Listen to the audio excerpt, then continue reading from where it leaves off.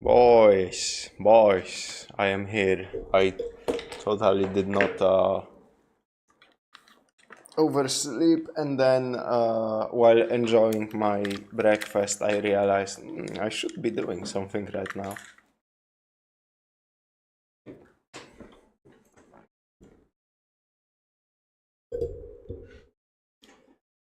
And what news right at the fucking beginning of all of this? Let me just...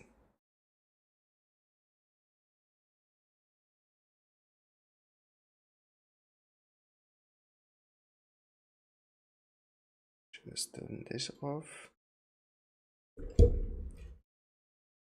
And turn on the chat.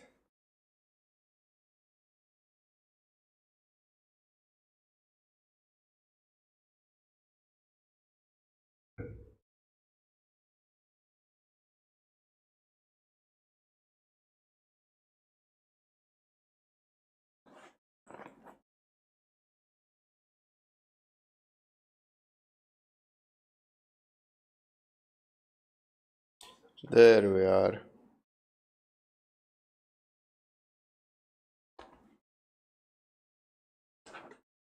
I had a moment like that too. Damn. I am incredibly bad at time management, I think. Why am I so tiny? Is this better? Okay. That's kind of better.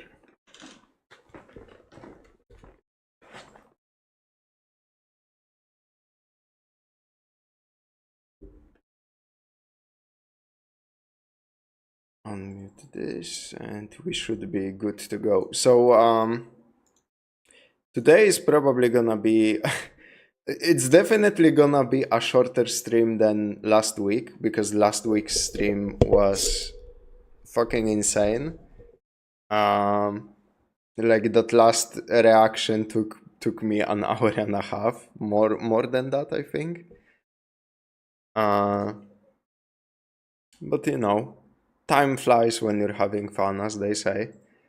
But today we have a collection of shorter videos. I think I'm gonna go through like the obviously the Enter the Ninja best death scene ever, and the four videos here. A game called Adam and the Legacy of Roguelikes is gonna definitely be for the next stream.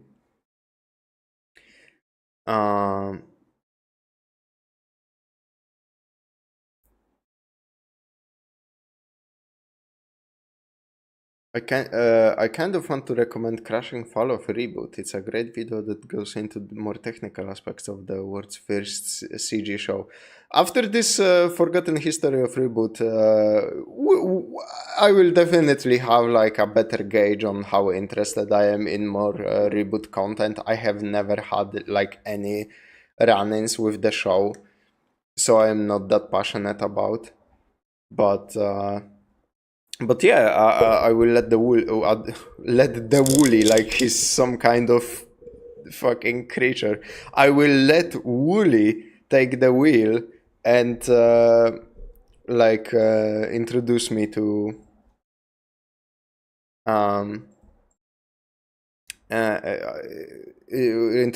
this work. Speaking of the news I was gonna talk about, Lubomir you just mentioned something interesting. Hey, it's a weekend stream, maybe I'll stick around this time since I no longer have to fear the big woman. Glad to have you, first of all. And second of all, remember when I reacted to Homeworld 3? I said something, I went on a rant, like out of the blue. Many people would call me a fucking madman for going on that rant. But you boys can call me the fucking oracle, the way I'm strapped into the fucking time continuum and can foresee the future. Because I went on a rant that Gearbox acquired Risk of Rain and that they're gonna ruin the fucking franchise.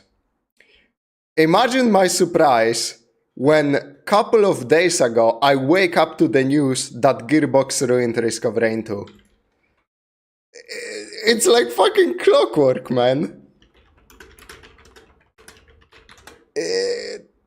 It's just incredible the way I can fucking, you know, tap into the time continuum. Let me see here. Risk of Rain 2 on Steam. So, I don't know how many of you are aware of this. Risk of Rain 2 had overwhelmingly positive rating on Steam. More than 95 fucking %. Like, there are so few games on Steam that had a rating of overwhelmingly positive.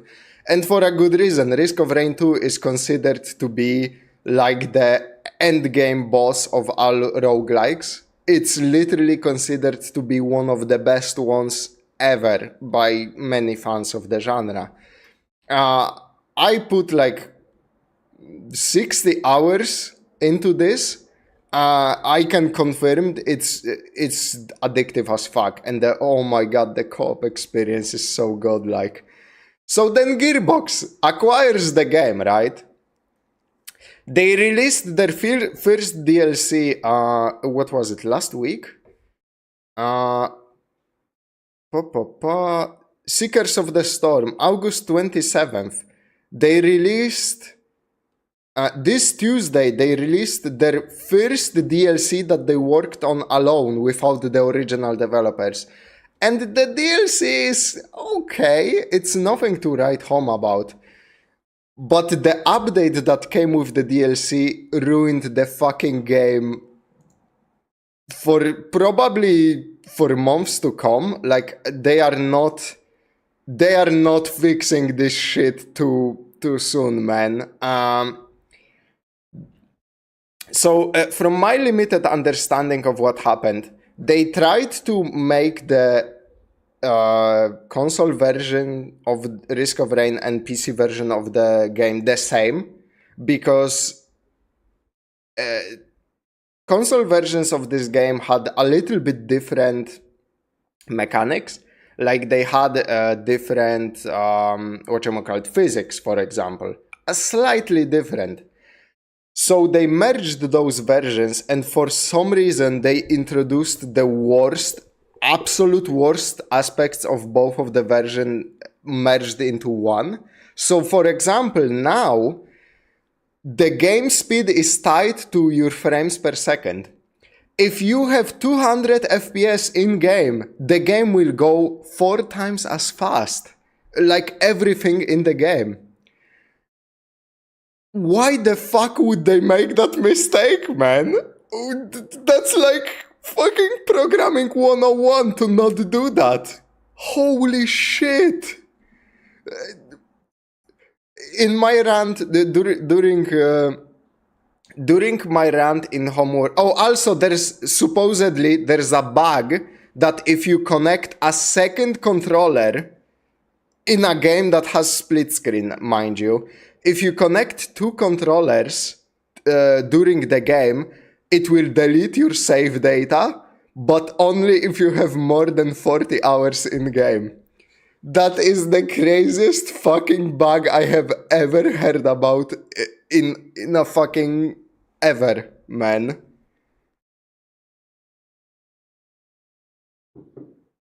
Like, oh my god, and the list just goes on. Like, they fucked up all of the physics. Like, the game plays completely differently compared to what it was before. Shit is crazy, man. Like, the bugs... the bugs are crazy, man.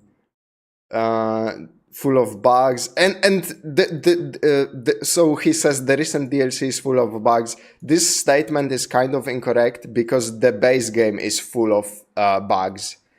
It doesn't matter if you don't buy the DLC, you will not duck all of the bugs because they introduce them into base game. And in my rant, during Homeworld 3 reaction, I said they're gonna fuck up Risk of Rain by making Risk of Rain 3 very bad, right? I couldn't even fucking imagine in my wildest dreams that they will somehow kill Risk of Rain 2. Like, it's almost like brain dead how easy it was to ride off the success of Hoplo Games, the original creators of this. Just release like a mediocre fucking DLC with a character, some new stages, some new items, and that's it. And you rake in the cash. Just don't fuck up the base experience. And they had to go in and fuck up the base experience. This is unfathomable amount of like shitty decisions on display. Oh man. The game is severely bugged. I recently checked some of the new menus, but the settings button and one of the new items had this issue where the new tag remained there after hovering and clicking it multiple times. Also, I got a white screen from checking the logbook directly from the pause menu. Oh my god, man. So there are like random white screens now in the middle of the fucking run? Jesus Christ. And it's just issue after issue after issue, man. Gearbox broke mods. Another fucking great thing. Like, Risk of Rain had a ton of mods. Despite several months of the modding community attempting to reach out to them and try to prepare for the DLC. Great. The game is borderline unbeatable due to various problems with survivors and the final bosses. They even broke the beautiful logbook background. It's just a void now. Jesus fucking Christ. Can't support this game anymore since its publisher is now Gearbox. Oh yeah, and the new DLC is unavailable in most regions for some reason, which is also kind of funny. Oh, I love how there are like now we need guides on how to roll back the version to pre this update, because holy shit.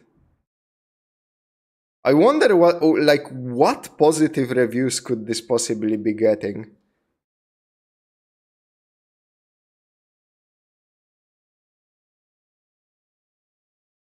There's a few bugs here and there. Where aren't you a fucking dishonest motherfucker if I ever seen it right?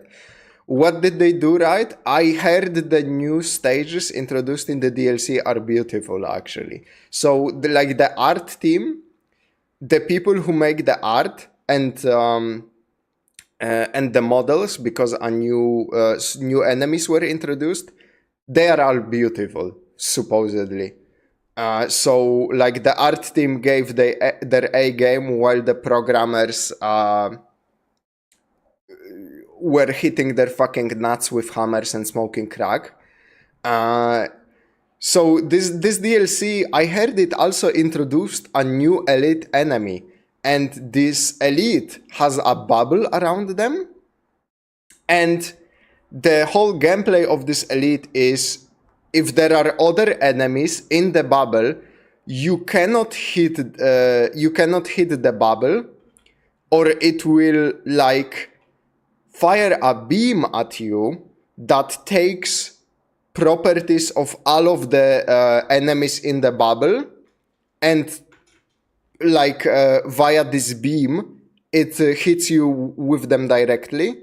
And this beam goes through walls, it goes through everything, it has infinite range. And if you ever played Risk of Rain, there are a lot of items like ukulele, which if you shoot at one enemy, there will be a chain lightning that goes around to other enemies. So in this DLC, you can kill yourself by targeting completely random enemies because it will transmit lighting to this bubble enemy, and if he randomly has like some strong elites in his bubble, he will one-shot you with the fucking laser with crazy effects, and it's completely unavoidable because it goes through walls and it's like instant. So great fucking design, man. But his model and like all of the effects are fucking great. So it's just like programmers supposedly who don't know what the fuck they're doing.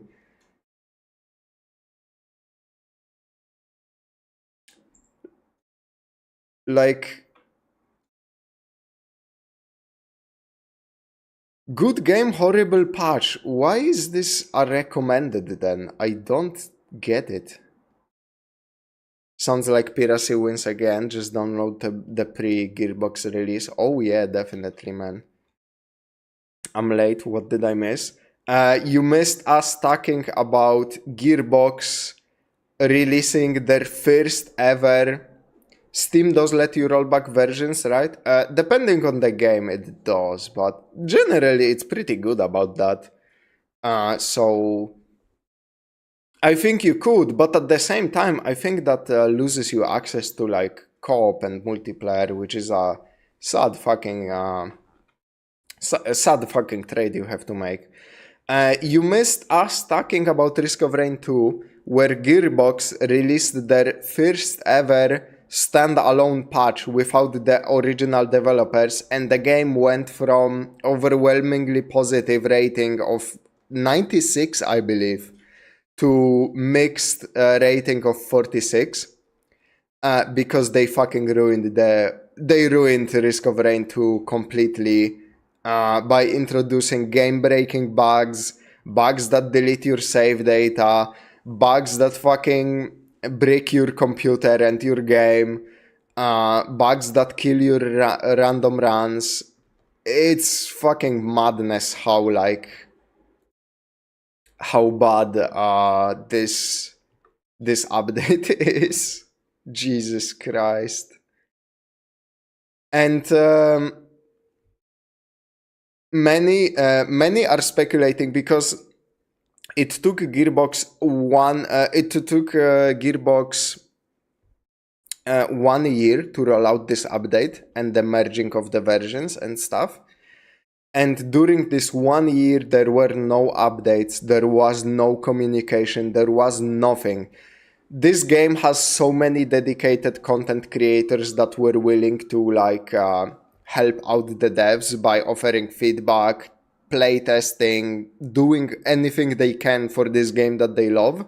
And the Gearbox just completely cut them off, which is fucked up because Hoplo, the original developers, were very community first, and Gearbox took them out of the equation by buying the game, and they went completely radio silent on the community instantly, man, instantly.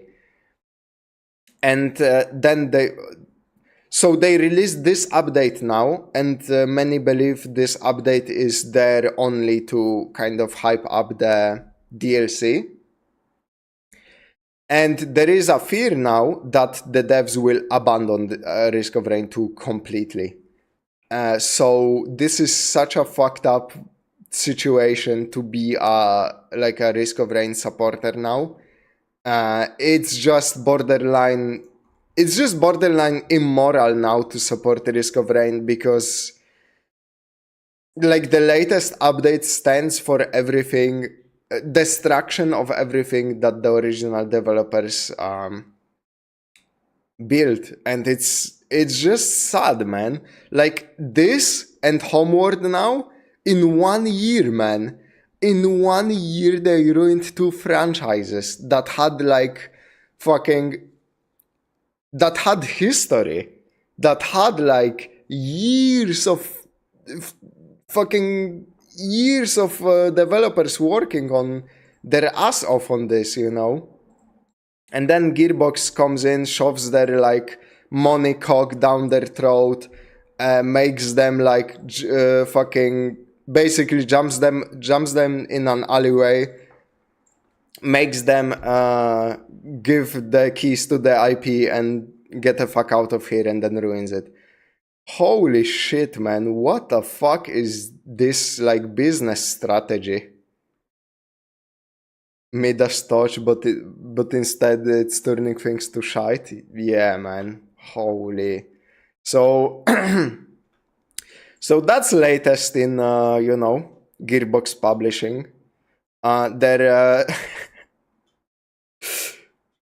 their fucking their developer website is looking quite rough, in my opinion.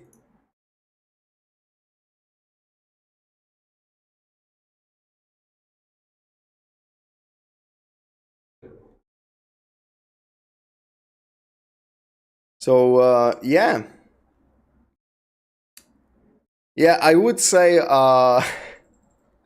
I would say don't support Gearbox, but I think like a lot of people already don't do. Thankfully, you know. And yeah, that's it for the news segment. Yeah, because like we're kinda already grieving for a person who is sick, right? Like Risk of Rain is still out there. They could still fix it, right? Like introduce amazing changes, fix all of the issues I mentioned. But the thing is, like, it's Gearbox. So we are kind of like going ahead in schedule and immediately declaring the game dead, because what are the chances that Gearbox is gonna fix all of this, man? Like, they introduced the fucking changes. It's not like they're coming in to clean up after somebody else. Like, they approved this fucking radical new gameplay that everybody who likes the game hates, you know? Surely they encountered some of the fucking bugs during testing. Holy shit, it's such a fucked up situation. This should be a good lesson for anyone unfamiliar with Gearbox, but it's a huge shame for the game. Yeah, like, man. I randomly played Risk of Rain 2 a week ago. Before, like, 2 days before this update, I decided to play it, and like, I can never play it again because my memory right now is of that old Risk of Rain without the new like physics and stuff. So I'm afraid like if I launch the game now and play it for like an hour, it will like overwrite my memories of the good times I had with this game. So I can't even like check it out for myself, because what if the game stays like this forever? I guess you can like roll back the update like we discussed, but that's not an ideal solution.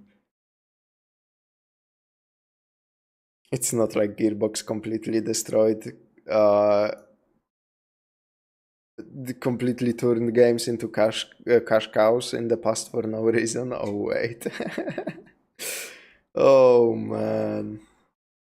But go watch the Borderlands movie, says the CEO of Gearbox. It's surprisingly good, you know. Let's give it a chance, people, he says. Let's give it a chance. While he's fucking putting your favorite game. He's taking your favorite franchise out behind the barn with a loaded fucking shotgun.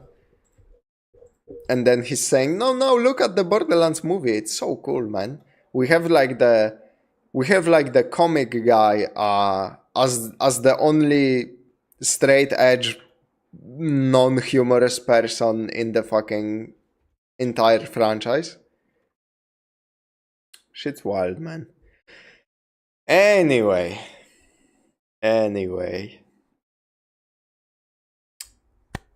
Back to something less infuriating.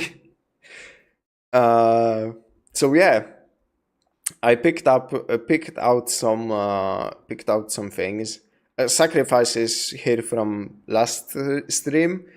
Enter the Ninja best death ever, as requested on last stream. In regards to like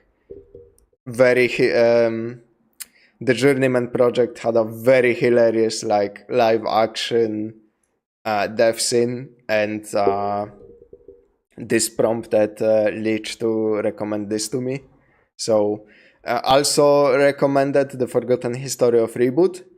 Then I was looking for a video of Mandalores that I haven't watched for a reaction, and like somebody mentioned that Alien vs Predator Extinction is one of their favorite reviews of Mandalore, and it just kind of stuck in my head. So I put it on here too, and then we're gonna finish up with Kong Skull Island Apocalypse now, because that kinda intrigued me after we watched the last PointlessHub video, which I believe was the apes, right? When the CEO said the failure of the movie won't affect the series, I laughed so hard. I guess they spent 120 millions on it for fun. Yeah. Oh yeah, the first video completely is a representation of what Gearbox did to Risk of Rain 2. Sacrifice, another unique old game which I used to play.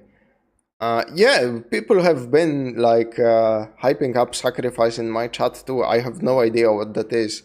I believe I watched like first couple of seconds and it looked very unique.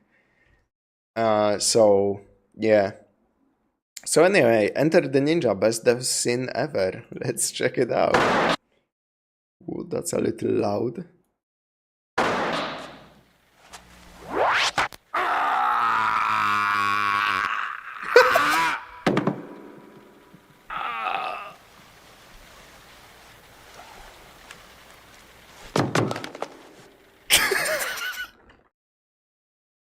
Okay, I don't know what's better, the scream or the... when he was fucking falling over. Holy shit. Also getting one sharp metal object to the chest, which is not even that...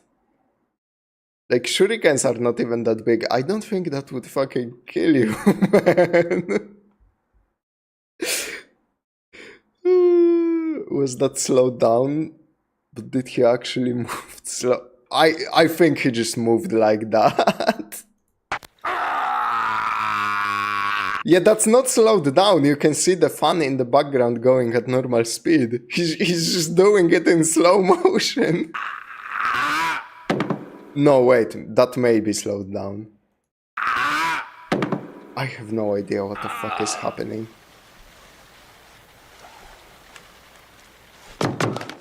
But if it was slowed down, then they redubbed the scream, I think?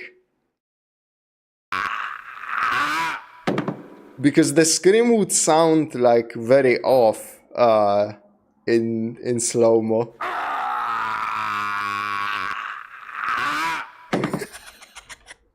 That's fucking hilarious, man.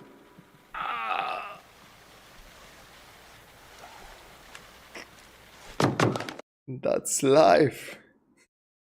Roll credits, like they're not gonna beat that, so might as well end the movie there. And yeah, this is Gearbox, like this is Gearbox looking at the Risk of Rain community slowly fucking going down with the ship.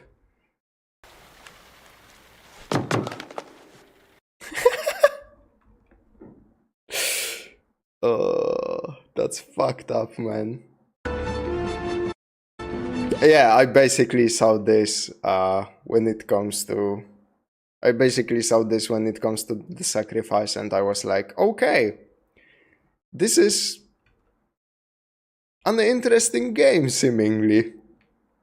So yeah, the sacrifice review by MandaloreGaming. Real-time strategy, I'm guessing, and like, what the fuck is this setting, man? But yeah, let's let Mandalore walk us into this one. Yeah, other than what I'm seeing right now, I have never heard about this game or played it or like or seen it or heard it. But there are people in the chat, not just strategy, you will see, but there are people in the chat who supposedly played this one, so it's not like I don't think it's like super underground like some of the shit he reviews. Like, I think Genesis Rising, for example, was super underground, like RTS, or like that one King Arthur game, I completely forget what it's called, that one King Arthur game he played, and he said he only played it because it looked, the box art looked cool, and he picked it up in a thrift store or something.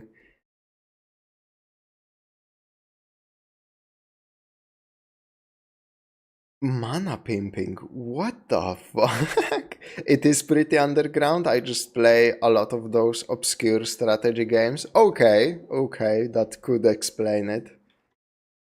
The pain. Great start. Back when I played Overlord, I thought the minions were fun, Oh yeah, I think that's... I wished I had more control over them. That's when a lot of people started... No, I don't think that's the game I talked about. What the fuck was that King Arthur game he played, man?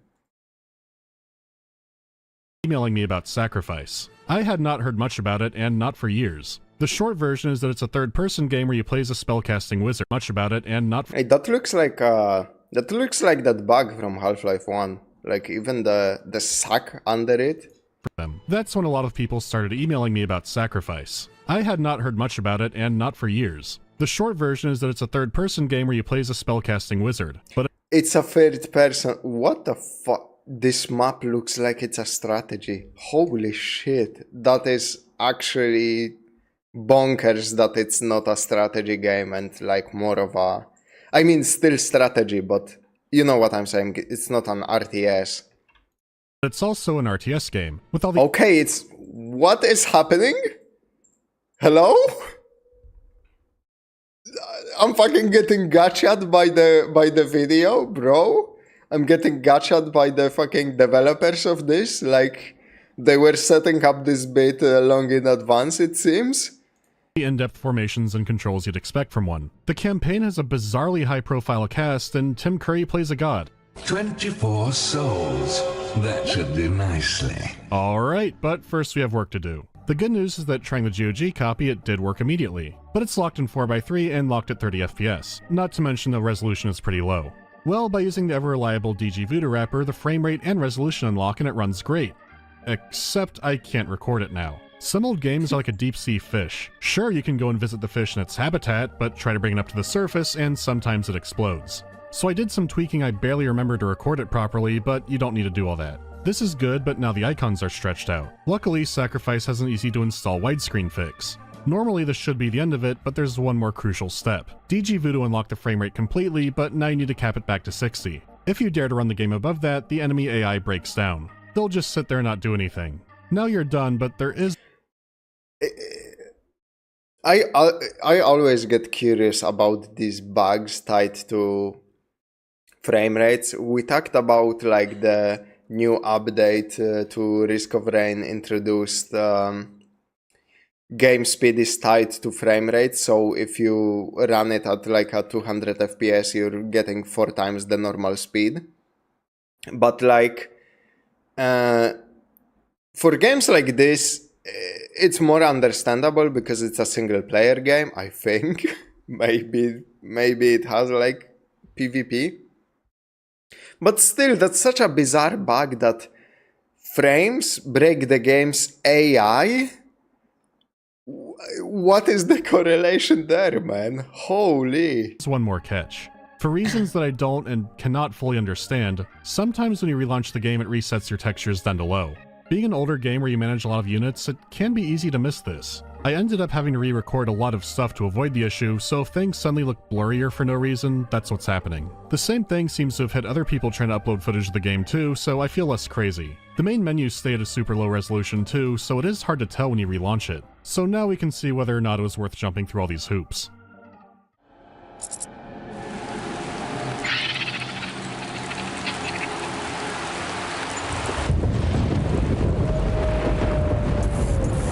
Has begun. We're too late again, Master. All dead. I begin to think the cause of this destruction cannot be other than myself. Master. My dark experiments come to a most wicked end. The intro reminds me a lot of Legacy of Kain. The atmosphere is dark and moody, and it looks like you might be playing the villain. I cut this down for time, but there are shots of just fields and fields of corpses. And my Kain meter keeps getting higher. It seems you are to be my salvation after all. Man, that's some quality voice acting. Holy. I am no one's salvation. I am a pawn of doom itself. What? But the fucking... But the voice acting is so good. And then like the facial animations are like...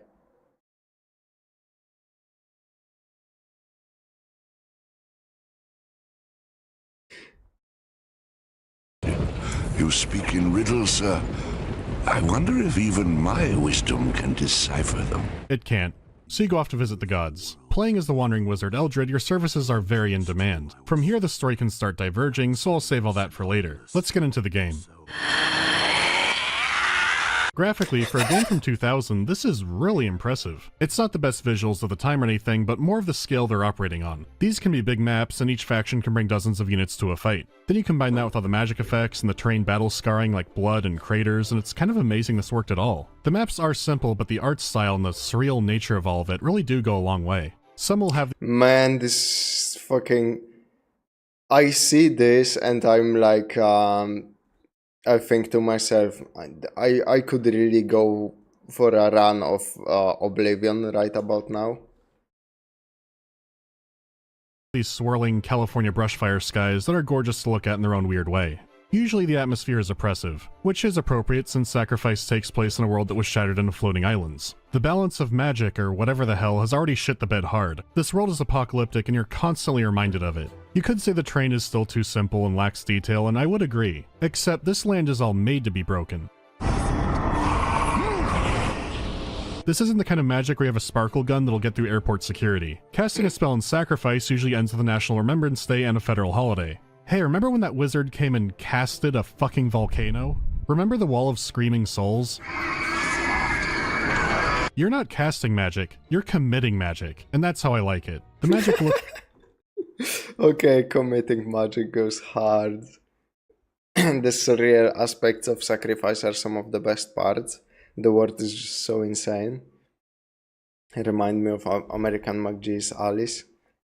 Yeah, the world and the creatures and the setup, they are wildly original from the looks of it. and acts perfectly devastating, and there are tons of spells to learn. Looking at the art style, I find it hard to describe. Everything is surreal fantasy, but twisted in dark ways with a bit of humor. I don't know enough about art for this, so I think it looks like a cross between H.R. Giger and a Courage the Cowardly Dog episode. All of the magic and... It's kinda like... it's kinda like Pathologic, but with less industry and more color. Like, somehow that seems like just the right analog. You know, an oppressive atmosphere with just like a sick twist of something actually fucking funny happening. units are aligned to a god in this pantheon, which again I'll come back to. But to pick one out, there's Persephone, the goddess of life and good and justice, so she has nature units like an Ent, or a mutant abomination begging for death. My life is yours. How about the troll? Don't be afraid of the troll, this is a force for good. Yeah, this is the face of life and justice. Every god's units are like this, and no matter what generic fantasy name it has, you'll have no clue what to expect. For example, a Yeti. You know what a Yeti is. Probably. A fairy moth-like creature appears for a little over 3 seconds. Well, in Sacrifice, this Tickle Me Necromorph is a Yeti. No matter which god you worship, its servants are That looks like a fucking golem, not a yeti. God damn. a legion of nightmares, which I do appreciate. The villains don't outstyle the forces of good. Everyone is equally unwell. Everything is so rich in color and style. Many years have passed, and it still remains incredibly unique. There's so much variety, and I kept wanting to see more of what was out there. As you might expect, there is a soundscape to complement this. The actual battle and interface effects are stock, but not always what you'd expect. Your creatures are under attack.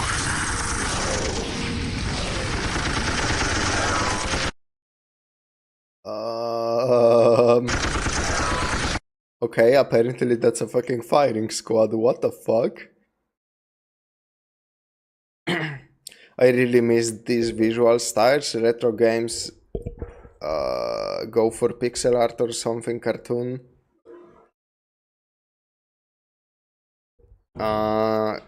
Okay, I think I understand what you meant. I really miss these visual styles. Retro games nowadays kind of go for like pixel art or maybe like a PS1 polygonal look, but no kind of like no game goes for this like old RTS style. Warcraft was also like very kind of like this, as in it was like really colorful, and it was like some missions were completely fucked up, and some of the situations were like completely screwed, and the colors were uncharacteristically like bright and welcoming and everything. Like, I get what you mean. Like, some old RTSs had this like very, very specific feel, and yeah, it's definitely like like indie games that try to replicate old styles usually go for something like much different, but could be cool to get an RTS indie game in this style, because like, for example, the Heroes of Might and Magic, like spiritual successor of sorts, that Seth reviewed. Let me pull it up because I always forget the name. Like, it replicated the gameplay of Heroes of Might and Magic like perfectly, but it didn't replicate its style. It went for something completely different. It went for like very beautiful sprited pixel art, which is beautiful in its own way, but I really wish like we've gotten something more akin to Heroes of Might and Magic 3 instead. The game I'm talking about is... Come on, where the fuck is it?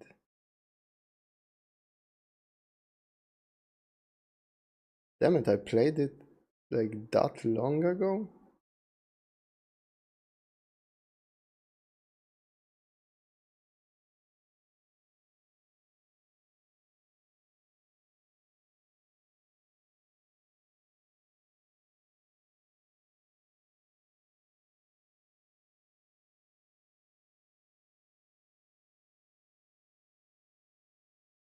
I'm trying to find it on my fucking games list because it's gonna like It's gonna be completely stuck in my head if I don't.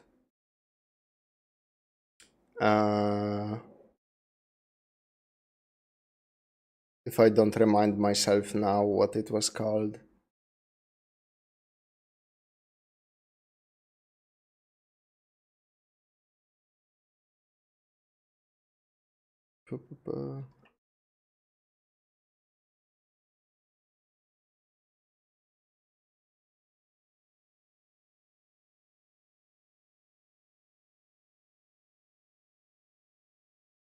Are you fucking kidding me? Come on.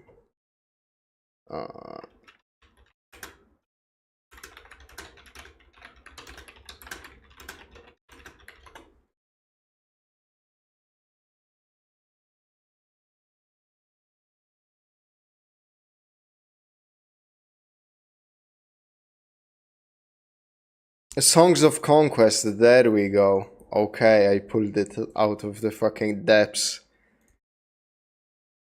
So yeah, Songs of Conquest like went for a completely different style while like reimagining the gameplay of Heroes, and that I was like, I kinda wish they went for a radically different style. Even the so-called low poly aesthetics still has too many polygons most of the time. Dusk is a good example of modern game that pulled it off, I think.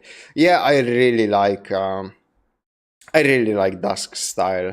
I don't like Dusk has like very boring color palette, I find. Like I am like Doom had an incredible array of colors if you go back to it. And Dusk is kind of inspired by like Doom, more like Blood, I guess. And Blood also had like more colors. Dusk is very like beige, brown, you know, in that ballpark, and I don't like that, but the fucking enemies themselves and the environment look incredible. I really love that. Like your guns are literally fucking four sides. They are so fucking polygonal.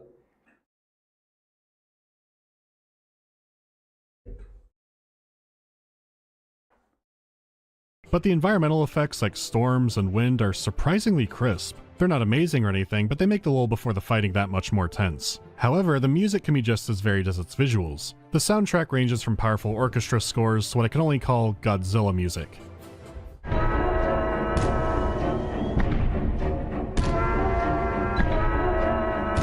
That is definitely what I would call Godzilla music. Holy shit.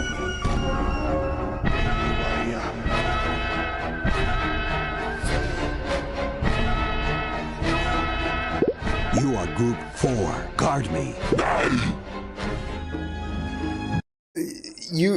When you look at something like this, you have to fucking wonder, where did the inspiration for this come from, man? Dusk does get more colors, but only in the last few levels. Yeah, episode 3 of Dusk really goes some strange places. I really need to fucking revisit it. I think I completed like 2 first episodes and then dropped it for some reason. I don't remember what exactly. But yeah, Dusk is fucking great.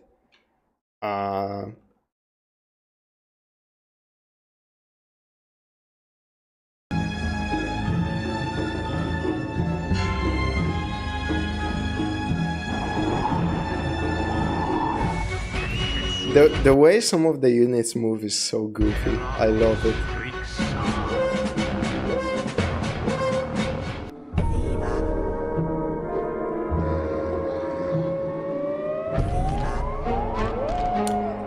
Man, I fucking knew I wasn't alone when I brought up Pathologic. There is something there, man. There's the same kind of mental illness in the developer's mind. Imagine dropping Dusk before the best part. I couldn't know it was the best part. I didn't play it yet. I think like episode 2 like really drained my interest in the game for whatever reason. I think it was like the most grey part of the game because it was like all in that city and the complex, and yeah, that was so fucking grey. But the gameplay is like... mwah.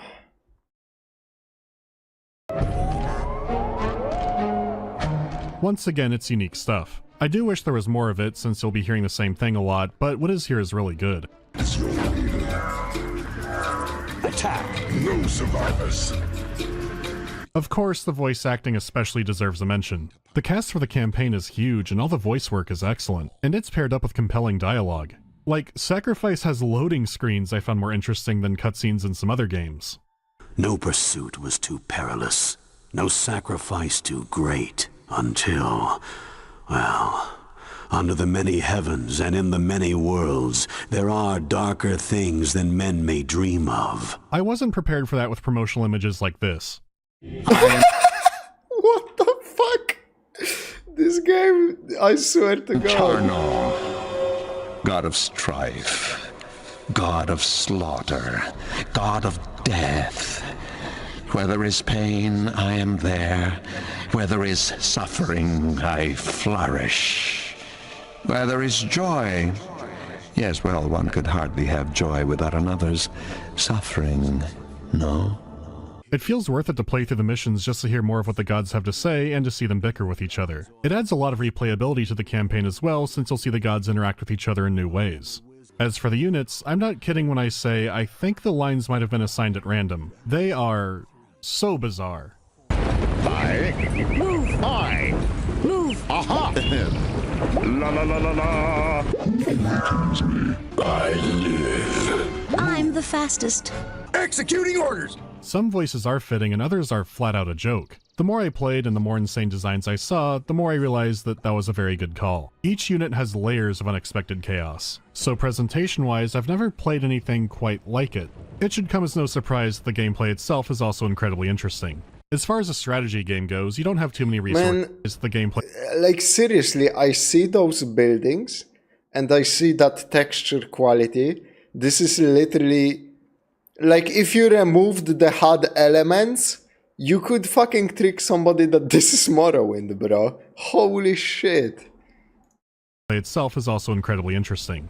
As far as a strategy game goes, you don't have too many resources to manage. To start with the playable wizard, you have your health and your mana, along with a pile of souls. Your life bar is straightforward, you can heal yourself up with spells, and there's not much to talk about. Mana is where things become more complicated. It's used to cast spells and summon creatures, and it regens on its own, kind of. There's a magic supply chain. The maps have fountains of grade A Colombian magic. To tap into one, you need to build a manolith on top of it. This gives you a steady stream of the JK rolling juice and denies it to your enemy, but the magic must then be transferred to you through creatures called mana whores. The first type of creature we will need is a mana whore.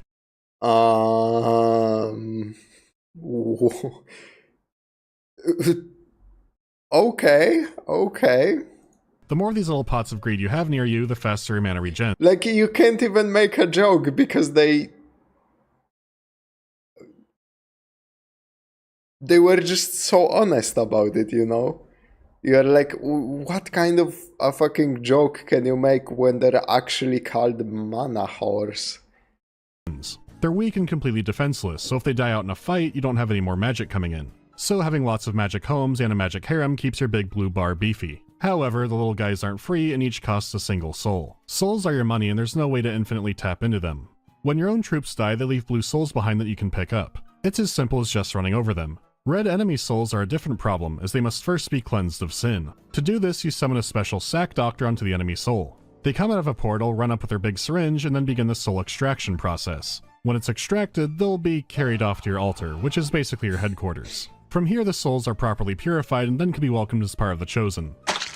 This is a battle of attrition. There are only so many souls in a fight. You have enemy forces and some neutral villagers. The more powerful units cost more souls to summon, but represent a new liability. Your hard-earned spirits could get yoinked from you. So when you get in a fight, you're also trying to collect the enemy's dead and preserve your own. You could escort your sack doctors all the way back to your altar, but that can be a long way. There is an option that instead of building a manolith, you can build a shrine. Now you have a forward operating base for the holy rituals. You can also make an enemy's soul good if you just kill them hard enough. Nothing makes you repent like being atomized. The system keeps the game very action-oriented. You're never worrying about workers or really your economy in general. Fighting, killing, and gathering resources are all basically the same thing. If you die or kill an enemy wizard, you will respawn after a while, but you'll lose all the souls you were carrying. As the game goes on and more corpses are controlled, someone will get the upper hand. It does a good job of keeping things simple, since the shrine and manolith are the only buildings you can make. You can't build turrets on them, but you can leash a creature to one. You can fortify a point or go on a risky offensive against one, but again, souls are the investment.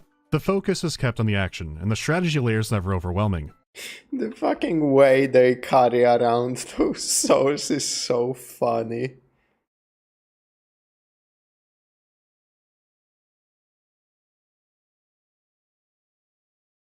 This is the kind of game where I think those names are exactly what they sound like. Oh yeah, it's written Mana Ho-ar.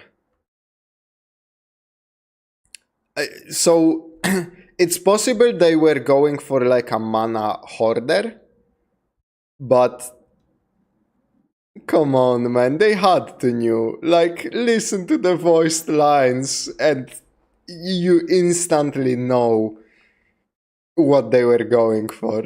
There is like no room for interpretation here. With an interactive minimap you can issue commands on and a teleport spell to your structures, you'll be fine. To wipe the enemy out completely, you'll need to go to their altar, sacrifice a unit, and then kill their wizard. If the ritual is not interrupted and the caster dies, it's game over. Their altar then begins to Gmod collision glitch into the sky, and you win. With that done, that brings us to the combat focus. How do you control a game like this?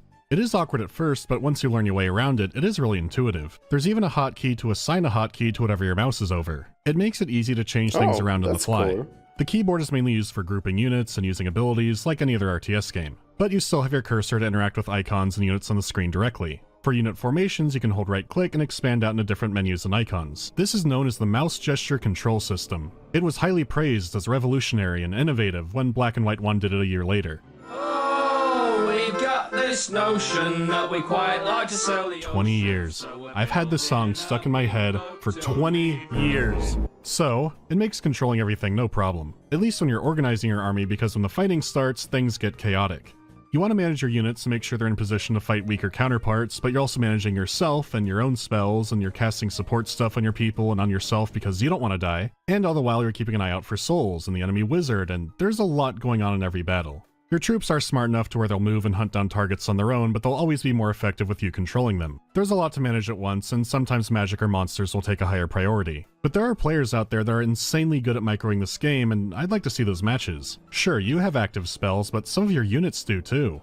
In a skirmish or multiplayer match, what abilities and monsters you have can be picked up. Oh, so there is multiplayer. I mean, it's a fucking kind of a strategy game, so you would assume there is multiplayer. Spellbook.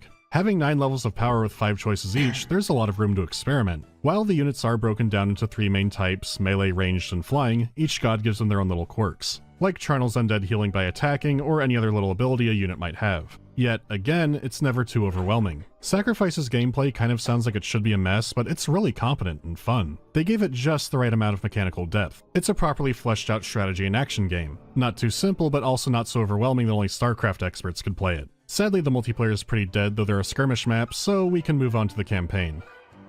Persephone, what good is a holy warrior without a holy war?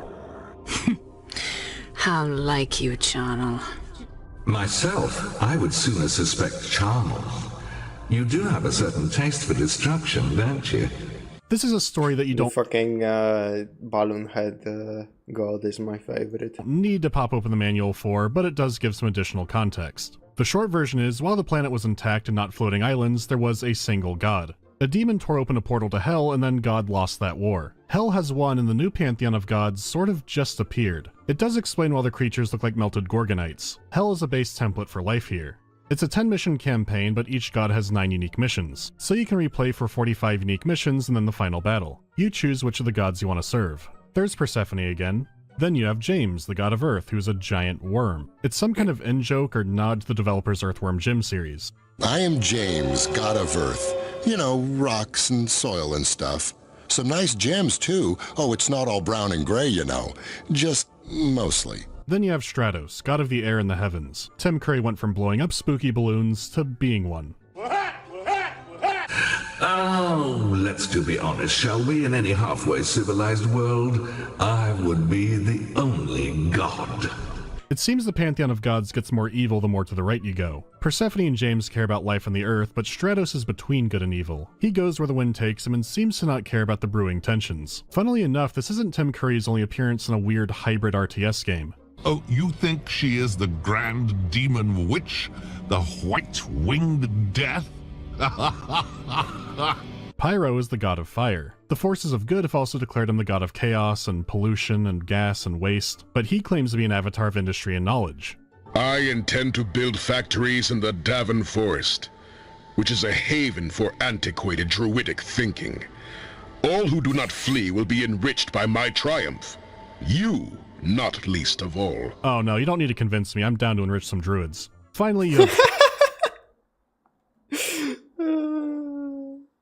Bro representing the big industry. Carnal, who is comically evil. It is time I reopened the demon gate of Golgotha. Okay, but he does give reasons why he's not the big villain and doesn't want to destroy the world. Let me assure you, I do not want to destroy the world. That's where all the best slaughter takes place, you know. Can't really argue with that. As for the wizard Eldred, he's responsible for destroying his own home. He was a powerful man there and summoned a demon to destroy his enemies. Of course, it went wildly out of control and destroyed everything.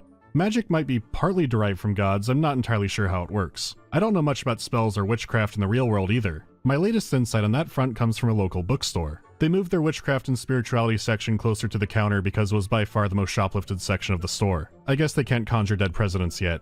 What's cool about the campaign is that there are choices to make here and there. These can slightly alter your goals, your dialogue, and some buffs you get. Naturally, you sometimes have additional side objectives as well. This is neat agency stuff on its own, but you also have a choice in what missions you want to do. Doing a job for them will give you some of their spells and units. You could go full monogod or pursue a mix of favors. If you anger one too much, they might not offer you a mission anymore, unless you help out an ally or a story event happens. There's good banter in between the missions, and it's always fun to see the gods spat with each other. Why should they continue to suffer for the comfort of savage and brutish beings like the trolls? I see only one savage and brutish being here. Come now, you mustn't forget me. Everyone wait. Haven't we all had enough of wars? No. The final mission's always the same, but what I Can't. Okay, now I can decide who's more based between all of them, because they all each bring up some good points, you know? is that the game picks your motivation based on your mission choices. Were you helping a benevolent patron trying to find redemption, or were you helping a demon lord burn stuff down because you've accepted your place? The very end has a final choice as well, where you can react to the narrative you got. With such variety, the campaign's difficulties are all over the place, but it's a fun ride and you can try different paths to learn more about the world. I didn't find the deeper parts of the lore to be too captivating, but it was an interesting puzzle to put together. The dialogue writing is excellent and really does elevate its setting. The campaign has a good variety of different maps and objectives, but again your mileage may vary depending on what you pick. Sacrifice also has the funniest, maybe most direct escort mission line in a video game. Go to my altar, or I will kill you all. That's worth a mention. This is an incredibly unique game. It has elements of all kinds of games that would come later. There are multiplayer modes that have like the primordial soup of MOBAs in it. Sacrifice is like a game from a different timeline. It had an expansion planned but just sold too poorly. I keep imagining what if this game blew up, what would have come after? The issue is that while the mechanics and ideas were well thought out, it seems like the game itself isn't quite there. They were pushing the technology and it does show. You'll see the animations freak out from time to time. How you move through the map feels like breaking it sometimes. It's clear that systems like AI weren't all there and there are interface improvements that could be made. But these are mainly consequences of it just being an old game that was very ambitious. You do have to do some work for the best experience, but I do recommend this game. This is one of those titles that I would love to see get the HD remaster treatment. If it had proper polish and better AI, the fights could be less chaotic. Even just having multiplayer back would be nice. I would love to see how people now play Sacrifice. That's all for now. Until next time. All of your mana whores have been slaughtered. My god, it's a disaster. I never want to play it again. Yes, yes. Would you stop that? I'm really not in the mood. Man, I agree with Mandalore. I want, like, now holy shit, I would want to see this game, like, remastered or remade with revitalized multiplayer, because holy shit, this is one unique ass game, you know.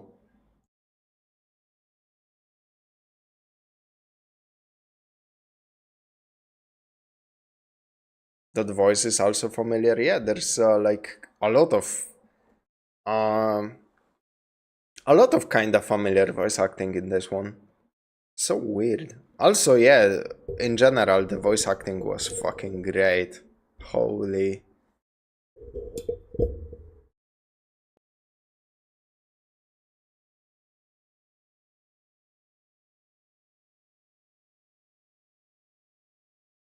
Unfortunately, most games that get remade are already great. Obscure, flawed gems do not print money.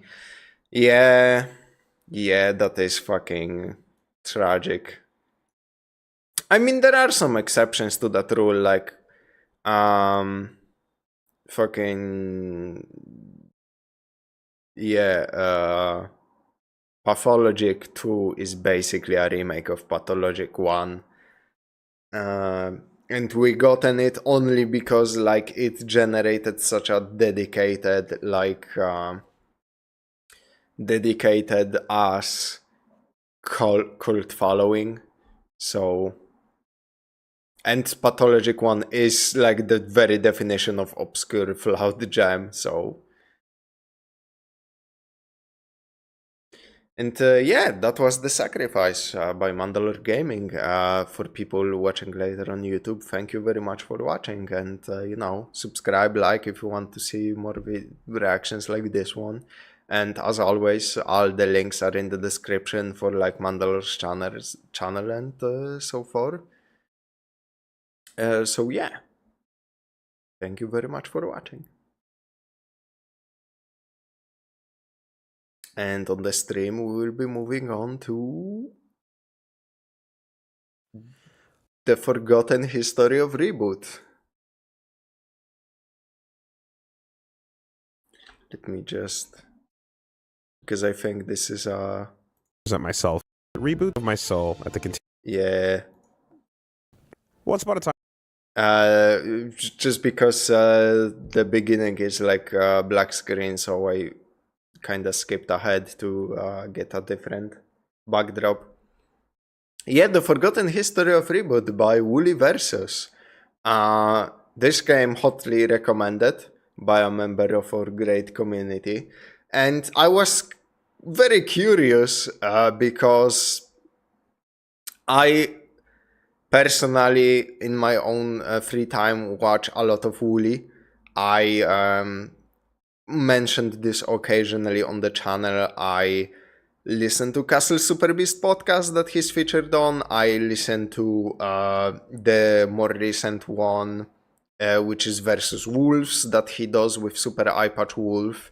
I watched their old channel called Two Best Friends and then Super Best Friends play. And yeah, I've been following this group of fucking YouTubers for so long.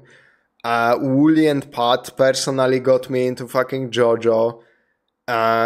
Like some of my favorite media, like Devil May Cry, is like direct recommendations from them. Essentially, I believe their old podcast is how I got into like Persona at all. Like I didn't know what the fuck Persona is before Matt and Pat did an episode about Persona 4 Golden for Two Best Friends Play. So I have a like long established history with this channel, and I know Woolie has been talking a lot about Reboot. I never like really gotten into it myself. I think it's like a first CG show on in television history. So yeah, when this video got recommended to me, I was like, you know what? I should go back and watch this because of all the things I heard in my life, like secondhand about Reboot. I would like to find out some more. So here we are with The Forgotten History of Reboot by WoolieVersus. And yeah, let's see what tale of executive scumbaggery, because I'm sure there will be some executive meddling, of course, in a fucking original passionate project, as there always is. So yeah, let's let Woolie take it away. Hi, hey, hello, hey there. Thanks for clicking play. I'm an irrelevant YouTuber, my opinions don't matter, and I'm sitting here with a microphone feeling some kind of way because never in my life have I had so much to say about something I don't want to talk about. If there's a word for this, help me out. I have no idea what it is, but nevertheless, I'm going to try to unpack the gist of my thoughts here because I figure it's about time I explained why I've chosen to permanently represent myself with this logo right here. Once upon a time, there was a sarcastic intro to this video that tried to capture the deadening of my soul at the continuous prods from innocent folks just trying to know if, hey, have you heard about the fact that Reboot's being rebooted? It involved me explaining with a pained expression that Reboot's been rebooting since 2007 and that there's literally been a press release hyping up absolutely nothing once a year, every single year since then. Speaking hypothetically, given that we're now way beyond that, having laid eyes on the travesty that is the Guardian Code... Man, like... Every time I happen upon a community like Reboot, like Homeworld, you know, like fucking, I don't know, Mega Man, Castlevania, right? Those IPs that are like treated with zero fucking respect. I always like count myself lucky that I never was part of this. So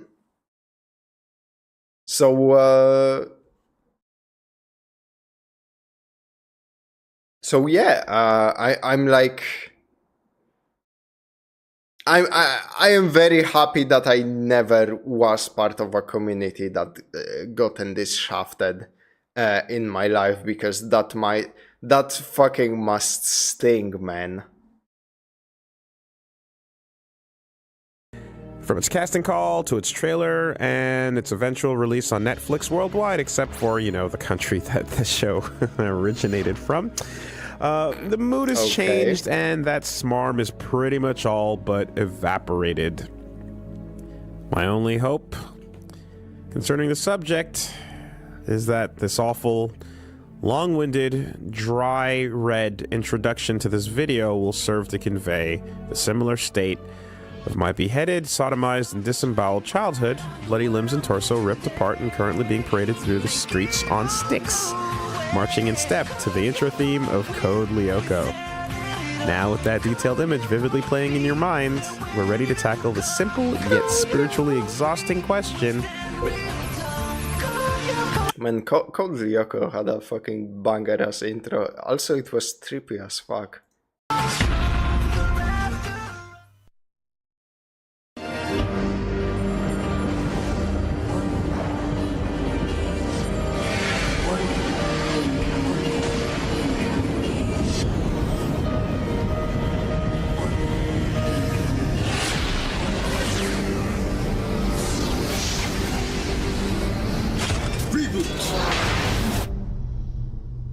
Man, like their old channel had some fucking banger-ass intros. Holy shit.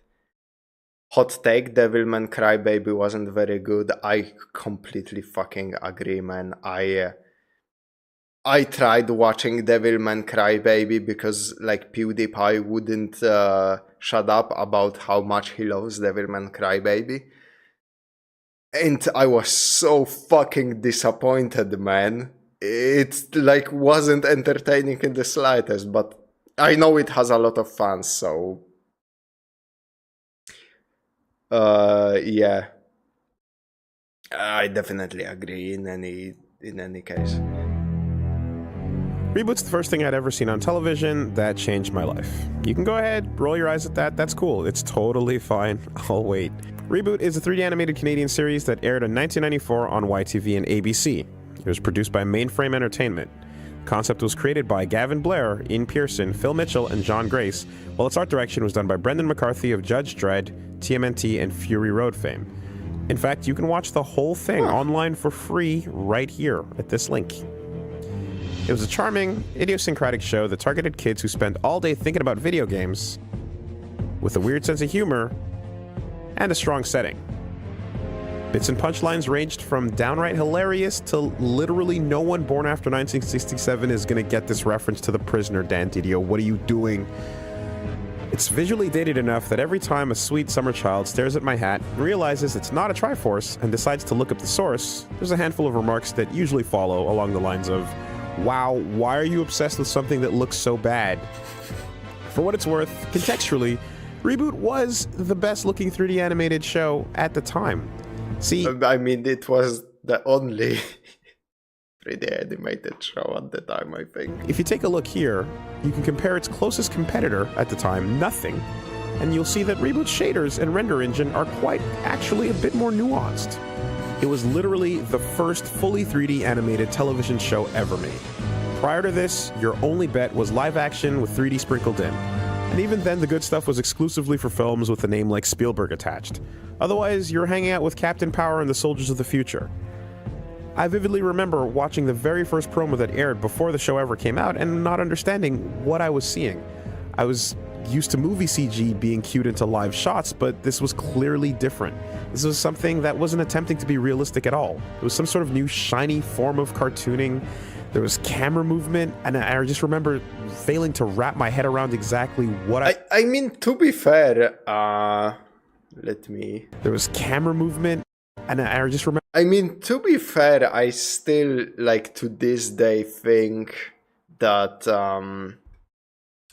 like, CGI-based shows have fucking nothing on 2D drawn ones when it comes to art style and, like, basically everything. So I would never, even as a child, and while this was new and exciting, I would have never gotten into this because, like, to me, that strong, exaggerated art style of, like, cartoons is just so much more visually interesting, you know? Like, one of my all-time favorites,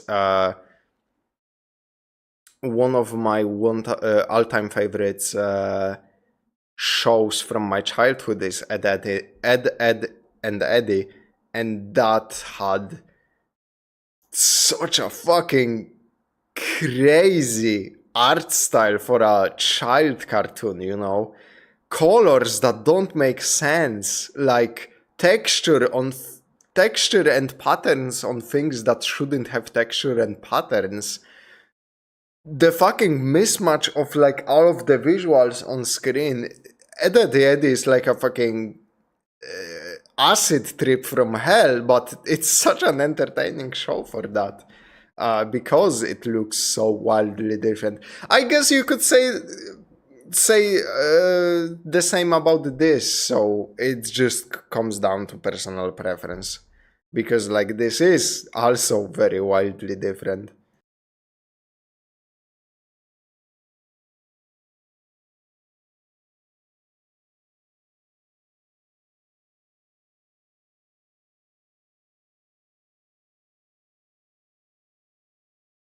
They described it as building a car while the car is already rolling down the hill. Oh, sorry, this is a follow-up to your previous comment. The technical details are interesting since this show hadn't been done before. They were trying to figure out how to make it while making it.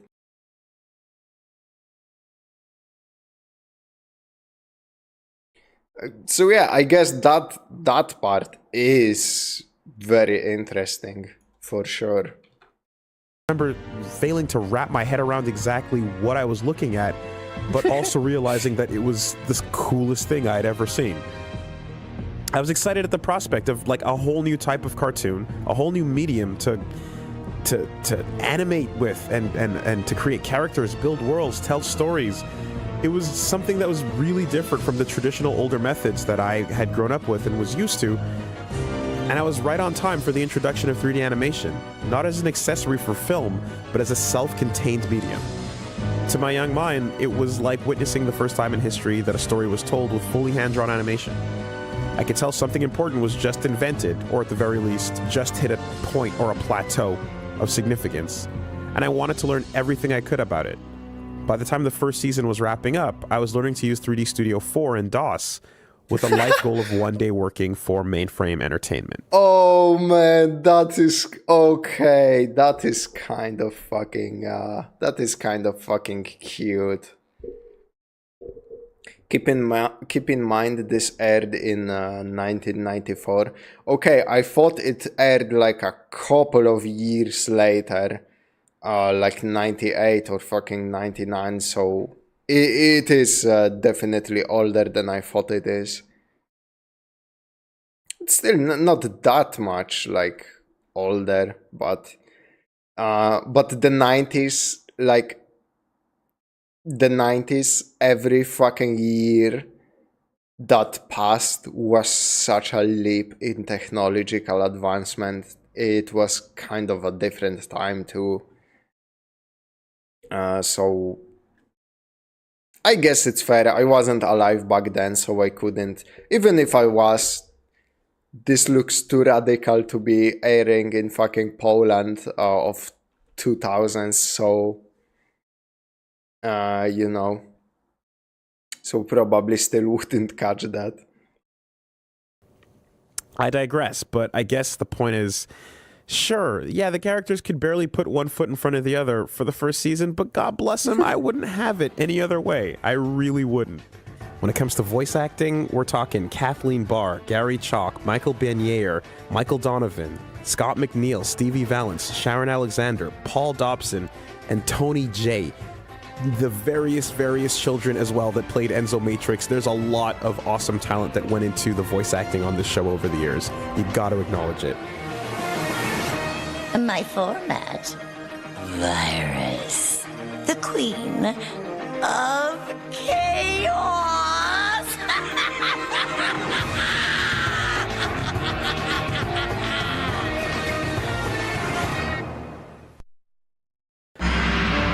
Reboot will return after these messages. Right about that, even in the show they had massive leaps in technological improvements as it aired. I do wonder like how radically different it looks before like between first episode and the last episode of the like original series. We now return to Reboot. Reboot is about the adventures of Bob, a reference to Rowan Atkinson's Blackadder. Oh. Yes. Well, welcome on board. Guardian of Mainframe, the city inside of a computer, and his friends Dot Matrix, as in printer, and Enzo Matrix, as in tiny Italian child. They fight to protect the citizens, sprites, and binomes from viruses who would corrupt and conquer, such as Megabyte, as in digital storage, and Hexadecimal, as in the numeral system. But most importantly, they protect the city from the user, an analog for us, the humans unknowingly endangering the lives of mainframers every time we boot up a computer game. Video games are killing people, folks. Well, not people so much as, well... And look, the point is... I mean, video games, like... In the year of our Lord 2024, video games are actually putting lives in danger with all the fucking layoffs and people, like, losing their...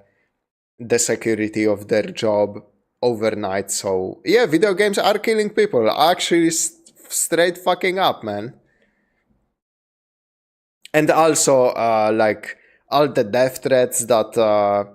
Also, all the death threats and like actual violence targeted at voice actors, writers, fucking directors who might have voiced like a character that is bad or directed something that is not good,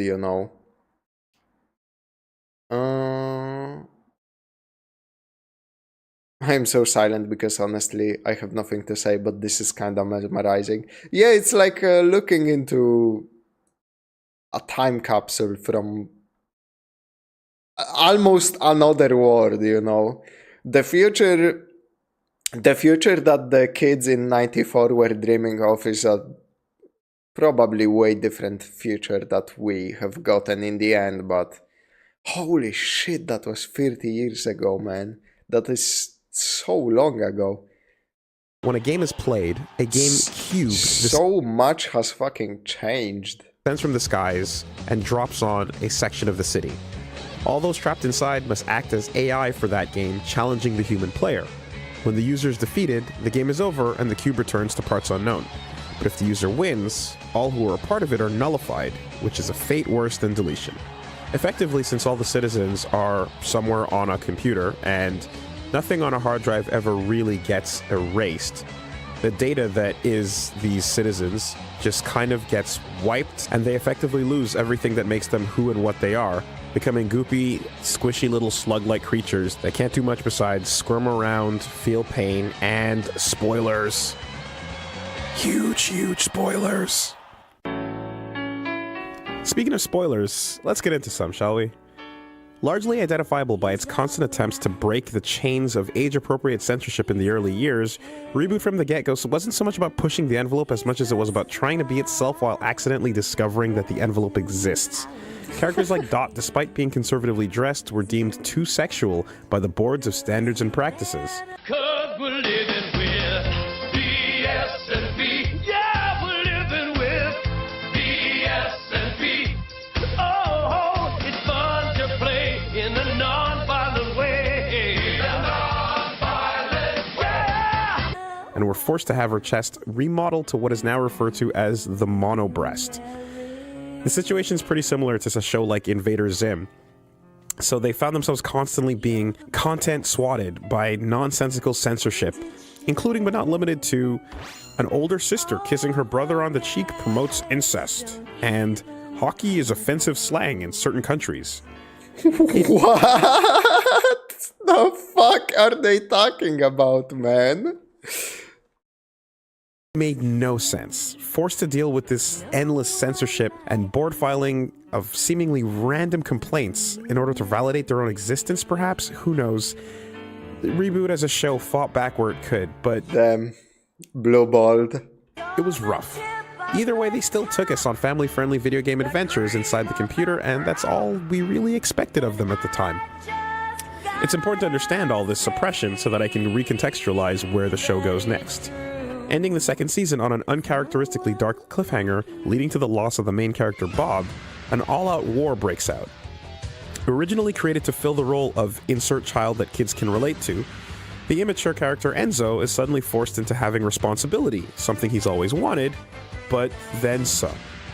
Thrust into a world of wartime responsibilities, with shoes way too big for him to possibly fill, episode after episode goes by, unafraid to end with the day no longer being saved because Robin is not Batman. For those of you taking notes, the momentum that took Reboot to new heights... So what you're saying is this is Gurren Lagann before Gurren Lagann existed. Okay. Now we're getting into some interesting territory. Reboot constantly made fun of the BSP, and in one episode they had a hidden "fuck you BSP" written in binary. Oh my god, certified haters. Episodes also couldn't have cliffhangers because that would leave kids with traumatic tension. When they stopped carrying, they literally added a giant dick-shaped gun that Dot shot from the hip. Oh, that's fucking great, man. fuck the censorship. Like, as long as it's not like actually fucking offensive or teaching like some really questionable ethics, like, why wouldn't you let people go all out, man? Like, I'm watching for the first time. I'm rewatching the entirety of Adventure Time because it's like on Netflix, and it has like a full Dutch dubbing. So I'm kind of watching it to learn to listen to the language better, and that's fucking. Adventure Time is fucking crazy, man. The shit they did in that show is crazy. There is a scene where a character just fucking... There are multiple scenes where a character just dies and they write it in as a joke. Like, holy fuck. And sometimes it's a punchline that is like completely hilarious. Like, other times there are concepts introduced that are so fucked up, like a soul-sucking vampire literally making everybody he comes across into zombies. And the base of world building is that this Adventure Time is a post-apo show, because literally every second episode you look at the background and you see ruined buildings and like abandoned fucking atomic shelters, and it's played in such a goofy way, and it's a show that is for children.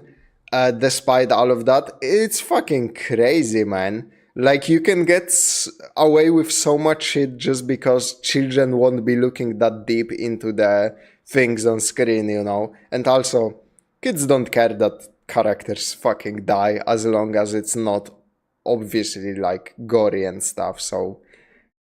Yeah. I don't get, like, censorship of... especially since it kinda ruins a lot of things in shows. So, yeah, definitely fuck BSP, man.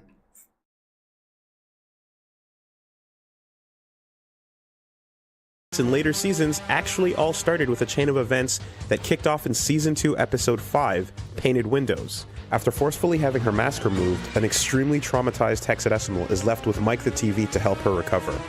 Instead of doing this, of course, he instead unwittingly releases a web creature into the offline computer city of Mainframe from Hexadecimal's lair. As we all now know, nothing good comes from connecting to the internet. Not even once. The important take... I mean, isn't that the plot of fucking Avengers Age of Ultron, that he connected to the internet and he was like, man, fuck all of humanity, you all fucking deserve to die. Takeaway is that absolutely everything bad that has ever happened in Reboot is Mike the TV's fault. Meanwhile, in the real world, despite good ratings, the show is promptly cancelled and Disney buys ABC. The ABCs! They've turned on us! Treacherous dogs! Fortunately, as a Canadian production, it continued into Season 3 on YTV, and eventually Cartoon Network. While initial plans to follow up Season 2 with a movie called Terabyte Rising fell short, Mainframe's investment... Yes, pretty much, yeah. Man, you know what? He was kinda right, though. Like, every time I log on to Twitter and look at some funny tweets, then I scroll into replies and I'm like, you know what? Ultron was fucking right, man. In better software led to a massive technical improvement over models, animation quality, the whole show really. Similarly, without ABC in the picture, Mainframe was free to write a show for ages 12 and up, allowing them to completely abandon the loosely episodic format in favor of an ongoing, directly continuous plot. On a personal note, as a longtime fan of fighting games, watching the different genres being parodied from episode to episode had me hyper-actively waiting for the day that we'd finally get to see a fighting game. Okay, that's a groovy ass reference.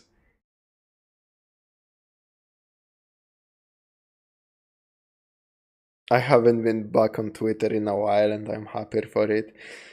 I get that, but at the same time, my problem is that I genuinely like my Twitter For You page is fucking hilarious. Like, it has almost it's comprised of it's actually comprised of game news and like actual like funny memes, and the problem is just the replies, and I always have this knee-jerk reaction to scroll into replies, because on YouTube top comments are usually fucking good, you know, but on Twitter it's obviously the fucking blue check marks that you see first, and it's like, I fucking stroked my dick to this animation, check out fucking balls in bio or something. And it's like, oh, okay, man, shut the fuck up. And like muting all of those accounts takes so much time, and there will be like new dickheads filling in the void, so the more we go on, the more I actually want to watch this. Same, man. This is some quality ass television, man. In a move that would lock me in as pretty much a fan for life you can imagine. When the day came, it was not only the perfect send-up to Mortal Kombat, but it turned out to be the most important episode of the entire series. The day that the user won. Did I mention the improved animation quality? Here it goes. Get ready. The user wins.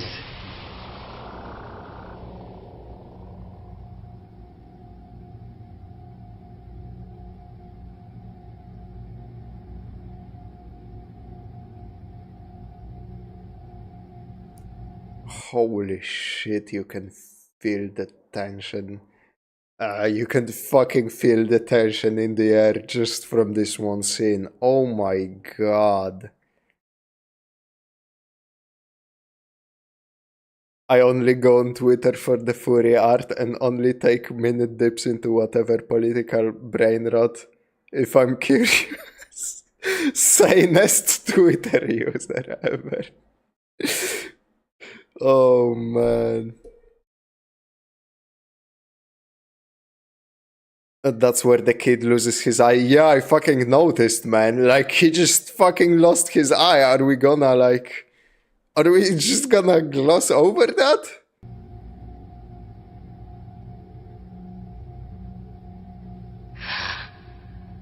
Enzo. No.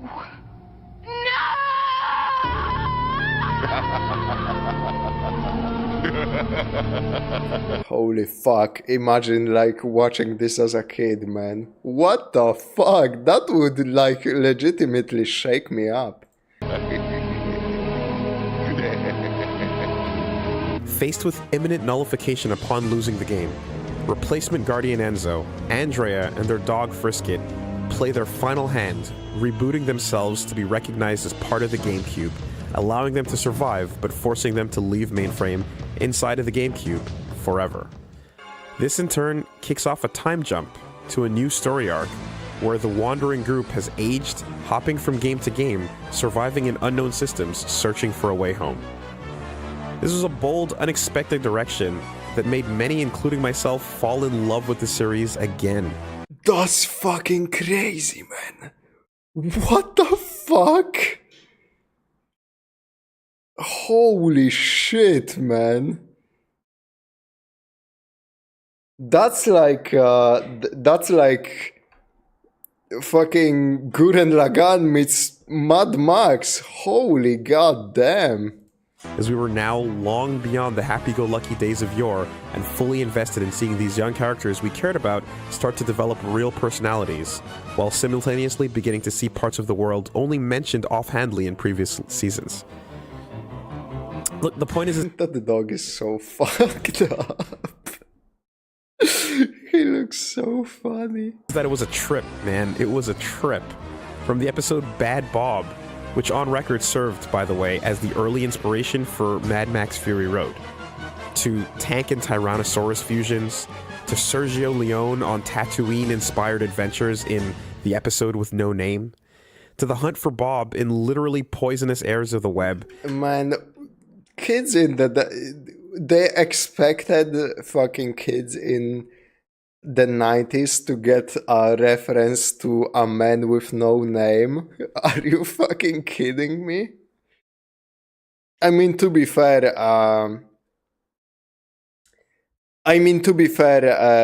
Rango did the same thing. I don't know if you guys watched that animated movie. Rango had so many fucking obscure ass references that what kind of fucking child would get all of it? Jesus Christ. There's just so many cool ideas. Yeah, this show looks like it had some, like, despite like I said, the presentation is still not it for me, but like the ideas are fucking wild, man. Holy. I saw that, I thought it was good. Rango was alright. It's not like the best animated movie I have ever watched, but it was pretty alright. Like the fucking the main villain actually, he wasn't even like the main villain, but like the fucking snake was actually terrifying. He gets like the second place in the most terrifying like antagonist in any supposedly directed at children movie, right behind Death from Puss in Boots 2. Reboot was also my intro to cosmic horror, since to the characters, the user is a godlike being who can delete them all without ever knowing they existed, and which they cannot communicate with. Which is, again, one of those things where, like, you can get away with a lot of shit in children TV because the children are not gonna read that deep into it, you know, but doesn't change the fact that this is still there on display for, like, more grown audience to grasp. That's why, like, shows and movies for all ages, they are meant to be that for all ages, you know. This was like 12 or up, he mentioned, I think, but, like, you know, clearly there is something there even like for grown ass fucking adults to grasp for. To the promise of a true viral threat behind the scenes. A super virus, Damon. She's infected the entire Guardian Collective. To Megabyte's transformation into a Trojan-type virus classification. To the return to Mainframe, to the grand musical finale. I could literally sit here and reminisce until you got sick of hearing me talk about it, and then some. Even after it was a wrap, I remember shouting at the TV, "It's not over, we've never solved the Damon threat, and we talked about the Guardian Conclave, you can't lie to me, I know, I've been listening." And, as if Mainframe Entertainment heard my cries, 2 years later, in 2001, came the unexpected surprise of Damon Rising and My Two Bobs, the two send-off movies that close up a long, open thread that serves as Season 4. The process of watching Reboot from pilot to finale, starting at age 10 and ending at 16, was like tuning in for the Magic School Bus and slowly watching it become Dune over the course of 6 years. When it ended... Oh, that's fucking crazy.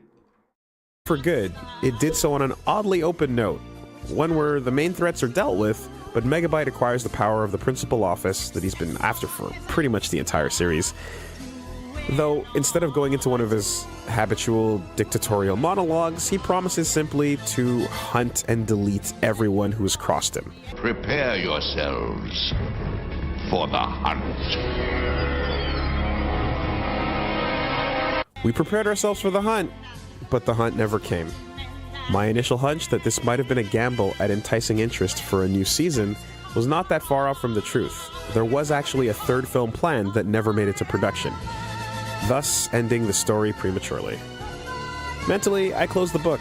I was sad it didn't get the full closure that it deserved, but Man, the fucking music from this show is great. Holy.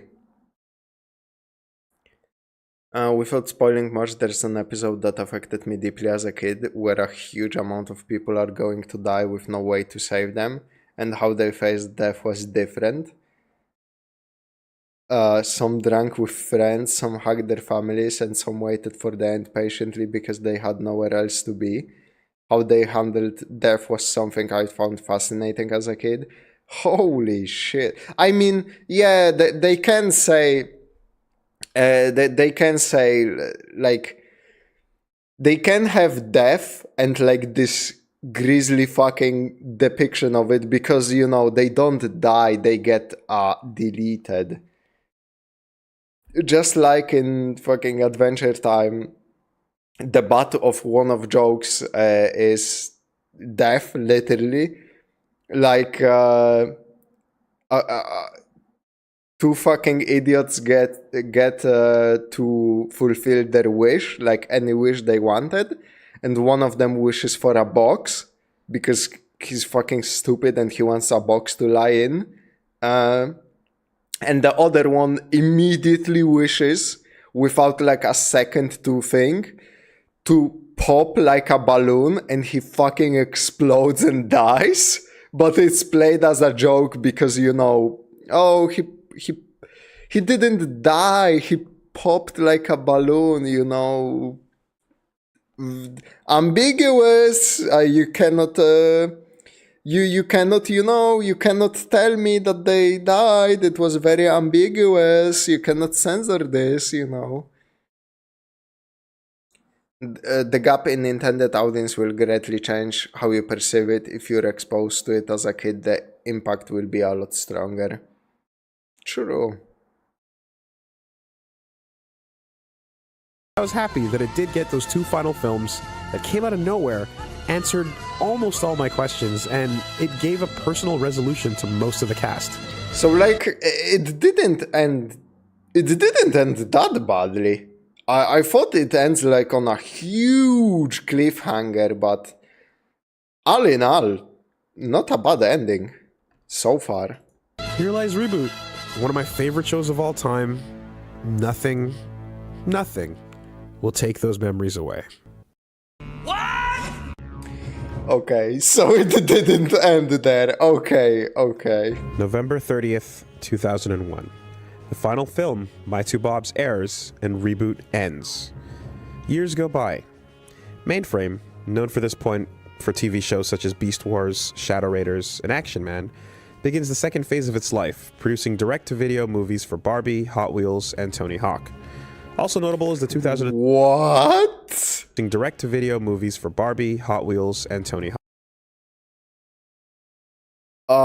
As a big fan of the Tony Hawk franchise, I have never fucking heard about Tony Hawk in Boom Boom Sabotage. What the fuck is that, man? Holy...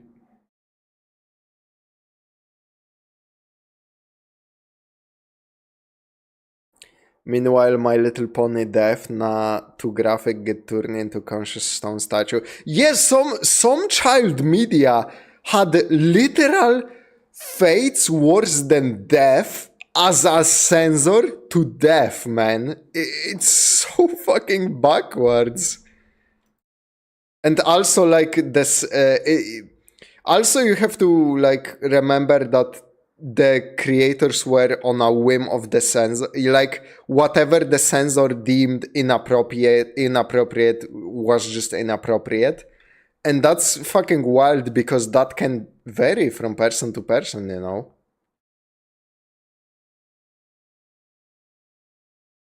The Tony Hawk movie apparently was not great.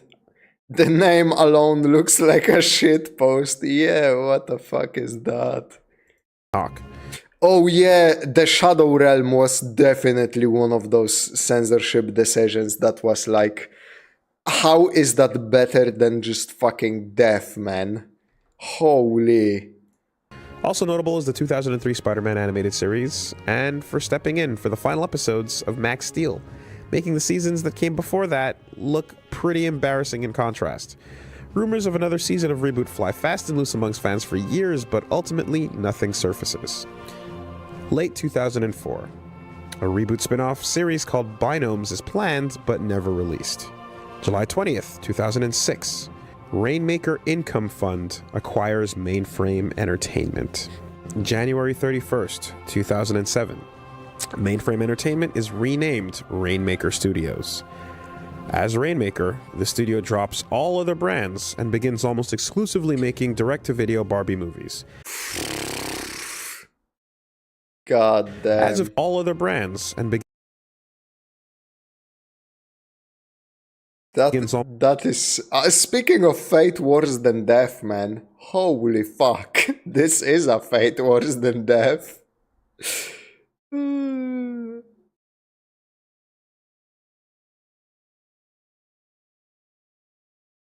Censors be like, death? You're insane! Make them suffer forever instead. That's better. Almost exclusively making direct-to-video Barbie movies. Oh, they made the Ratchet and Clank movie? That one was good, right? At least it looks fucking amazing. I never seen it. They made like 30 Barbie movies. Holy shit. As of current year, there are 30 of them. June 12th, 2007. In an almost foreboding move suggesting the end of an era, the Art of Reboot book is released. I talked to Jim Sue about the current state of affairs. He's a pretty cool guy. July 23rd, 2007. Rainmaker Animation announces the return of Reboot as a film trilogy. Collaboration with company Zero's... Yeah, let's see those movies, man. I'm sure they will release like fucking... They will release any minute now. To Heroes is announced as well. A press release details that the film trilogy and the accompanying comic will quote-unquote draw on the fan base to help drive the creative while empowering the fans' voices in the show's direction. That sounds like a literal nothing mambo-jumbo corporate speak. Reasonable individuals question the sanity of this concept, but excitement for the return of Reboot overshadows all. As it often does. Let me see if the sun situation is better. It's not. I'm staying as Shadow Strawberryno for a while. They will come out any day now. Any day now. Early 2008, Reboot.com is updated with a countdown clock and a mailing list for all Reboot-related announcements. Hype intensifies. A fan-submitted pitch contest is held for the webcomic. May 30th, 2008. The countdown clock runs out and issue 1 of Reboot Paradigms Lost is released. October 6th, 2009. A 15-second teaser is released, briefly showing a much more futuristic mainframe city. A new voice announces warning, incoming game, as a GameCube descends. A new logo appears reading Reboot, prepare for the upgrade. It is simultaneously everything and nothing all at the same time. December 3rd, 2010.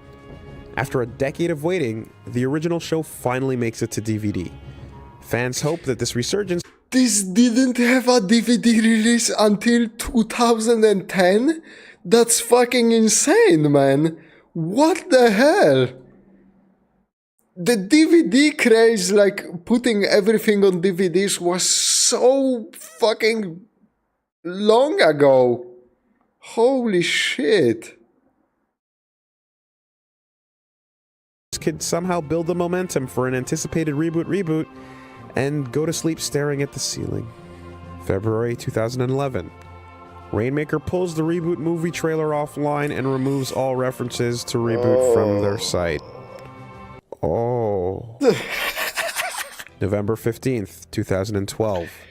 Chinese studio Zing Zing Digital attempts to buy out Rainmaker but fails. The CEO is replaced. Michael Hefferon replaces Catherine Winder as the Rainmaker president. September 30th, 2013. Press release. The return of Reboot. Rainmaker announces that Reboot is getting rebooted, but it's back to being an animated TV series. And it's in celebration of the 20th anniversary coming up in 2014. And Rainmaker's TV division... And it will come out any second now. Any second now. Changes its name back to Mainframe Entertainment. Fans are delighted at the news that things are going to totally be exactly the way they were, guys. Totally the same. No need to worry, guys. Hey. Fans begin to worry. Huffington Post writes a thing, and everyone gets excited because it's the first they're hearing of a reboot, except it's not. But it might as well be because it's unreasonable to expect people to remember a press release from 7 years prior that leads to nothing. October 31st, 2013. It's revealed that Rainmaker is bleeding money at losses of over $1 million a year. It's been going for quite some time, and apparently they were demoted from the Toronto Stock Exchange board, prompting the aforementioned attempt of a takeover by Zing Zing. Fans string together the likely narrative that every empty press release over the years has actually been an attempt to drum a pipe in the hopes of attracting a miracle investor. It's also revealed that the new show will have very little to do with the old one. In an interview with Michael Heffron, he states, quote, "I don't think too many people would remember what a dot matrix is anymore. I think there's always opportunity to bring characters back for fun cameo appearances. We're very big fans of the characters, the world, but now trying to say, how do those..." But like, they don't need to know what a dot matrix is. It's just a fucking name for the character. And if they are curious, they can look it up. What the fuck do you mean? Man, those executive suits always worry about the most fucking pointless stuff ever. Like, they will change everything for the sake of change just because. And then they will serve you up the weakest fucking excuse you have ever heard in your life. What the fuck? Characters and worlds fit in today for a new generation of kids who don't know anything about the previous reboot. A follow-up... They don't need to! If they get curious, they can fucking buy the DVD or like watch it on the internet, man. Interview with the fan site Reboot Revival reveals that some quotes were out of context, quote-unquote, and that old characters will play a key role. November 27th, 2014, Rainmaker announces the name Reboot: The Guardian Code. The line, being reimagined for its 20th anniversary, gets touted around a whole lot, despite nothing actually coming out on said anniversary besides said announcement. Huffington Post writes another thing. Fans rub their eyes, look at the calendar to double check to make sure they're not hallucinating that yes, despite some excited text messages blowing up their phones, this is in fact the 5th time that the reboot has been announced. Fans decide to continue living their now adult lives. Elsewhere in a place that doesn't exist, someone attempts to celebrate their wedding anniversary day by announcing the announcement that there will totally be a big celebration coming someday. Partner is told, stay tuned, LOL. June 8th, 2015. Chorus greenlights Reboot: The Guardian Code. An image of a shiny helmet reflecting a sort of but not quite megabyte looking thing is released. June 6th, 2016. It was okay, first... Actually, something is happening. Actually, something is happening, man. Even adding Enzo was actually a corporate decision, so it's not a surprise in hindsight that they cut out his eye and crushed his skull. Every single time we remake this, but it's not going to have any OG characters or stories or vibes. By the way, it's an alternate universe, so we can do what we want every single time for no fucking reason, by the way, other than to just keep the name. The owners just really wanted the series to become one of the most mismanaged IPs in the world, don't you get it? Man, strong The Witcher, strong Netflix's The Witcher flashbacks I'm having, guys, when I'm reading all of this stuff. It's kind of like the Snyder Cut thing. Only the majority of fans aren't fanatical edgelords. In brackets, I hope. Light that the casting sides crawled from out the depths and beached themselves on our shores. Oh, man.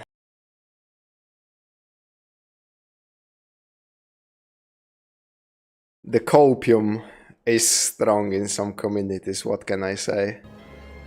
Fans around the world worked restlessly to save the village from certain death by pushing the bloated, gaseous corpse back from whence it came. For if left unchecked, it surely shall burst and spread festering disease, damning all life on the island. But lo, it was not meant to be. For when the naive village folk set eyes upon the great bloat, only too late did they realize that there was not one, nor two, but 5 swollen, fetid, decaying omens of certain extinction, sprawled out in invitation on the beach.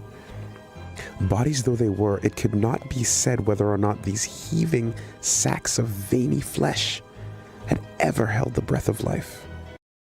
I'm thinking we took a turn here. To call them creatures would diminish the putrid sense of horrible other, beyond the knowable, the very concept of endless gnawing pain, the thing they call home. 5 they were, and in the village elder's eye, they reflected. With a single tear that never fell, he knew their names. He had always known their names. Austin, the skater dude. Parker, the techno geek. Tamra, the intense, opinionated alt chick. Gray, the jock. And Hold on. What are we doing? What the fuck? What are we doing? What are we doing? What is happening? What are you throwing at me right now, man? Vera, the attractive Asian AI. October Vera. There's no way they described it like that, right? The attractive. Mention to the... Okay. Asian AI. October 25th, 2016. Rainmaker announces proudly. What the fuck? Man. So the Guardian Code decided it was lame to have a series inside a computer. That's the basis of the entire fucking show! What do you mean they decided it's lame? That's like...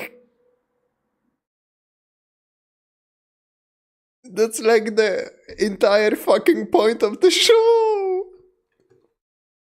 An agreement for a transformative transaction with Frederator Networks and Erzin Hirsch Entertainment, an $11 million unwritten private placement, and a proposed corporate reorganization to create, wow, Unlimited Media Inc. Words, language words. Why do all press releases sound like this? A marketing trailer for a card game adaptation accidentally reveals CG footage from the show. They're promptly scrubbed off the face of the internet.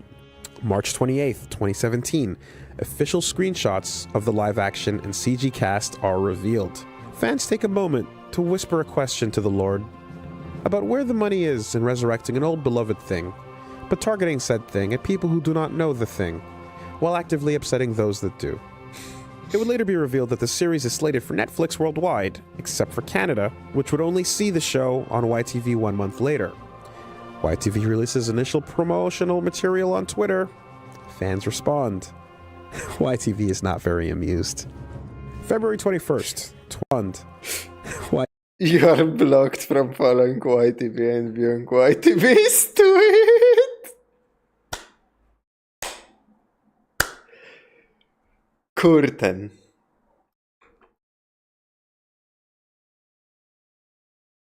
I've never watched Reboot, but excuse me? I mean, that's valid. Holy shit, even like people here in the chat and me who have never seen the show are like, what the fuck are you doing, bro? ITV is not very amused. February 21st, 2018. It is revealed via a series of many interviews that Michael Hefferon's goal with Reboot The Guardian Code is to inspire the kids. It is revealed that Michael Hefferon's son, for example, wants to be just... Quoting a great fucking, I think, NBA player, yo, fuck the kids. The kids who watched... The kids who fucking watched Reboot are now adults who want to watch a continuation of Reboot, possibly more like, you know, targeted at adult audiences. How about you cater to them? You know what fucking gets me? You know what gets me every time? Companies think that adult, like cartoons, adult shows, they don't make as much money as kids cartoons. And then you have like, you fucking go on the internet and you check what is popular in 2024, and it's like Rick and Morty, Invincible, fucking a bunch of other like adult shows that that I'm not that familiar with. And it's like, what are you doing, man? Like, you don't need to target kids specifically. What the fuck? Just like the main character Austin, the leader of the New Teens and the Guardians of the show. It is also revealed that Michael Hefferon's son's name is Austin. February 21st, 2018. The official trailer for Reboot The Guardian Code is released. Remember when they adapted Castlevania into like a T-rated show that didn't contain any violence or sex? Oh wait, it was a fucking hugely popular adult fucking cartoon, man. Cartoon as in the style, I suppose. Like, why not fucking make it? Why not make it for a little bit of a more mature audience? That's just it. Pale, that's all you had to do. Uncaring sun sets on a young bird that hit the sidewalk before it learned to fly. A dog cries voicelessly for reasons it doesn't fully understand when brought to its owner's grave.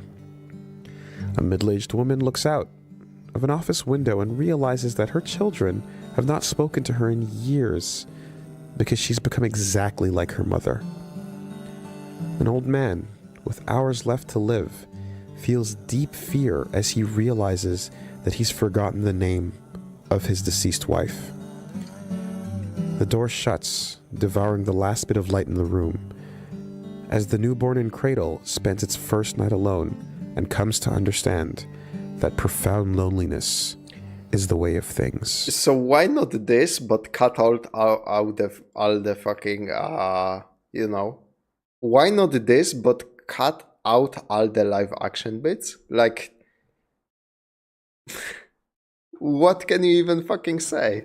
Reboot The Guardian Code premieres March 30th on Netflix.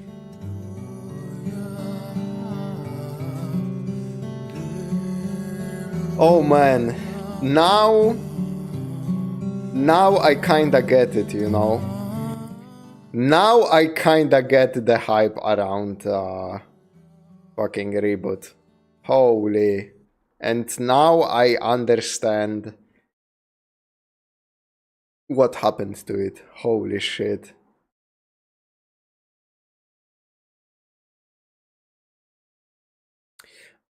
I would highly recommend looking at the clip who is number one for a great showcase of what the series was like in later seasons. Let me see.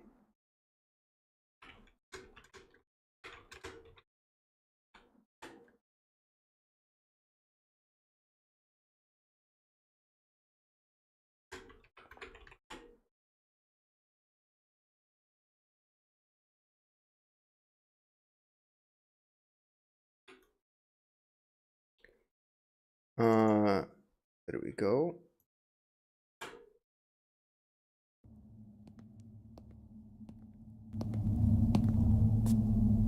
Have you anything to say before I execute you? Sorry, past sentence. Bob, please, help me.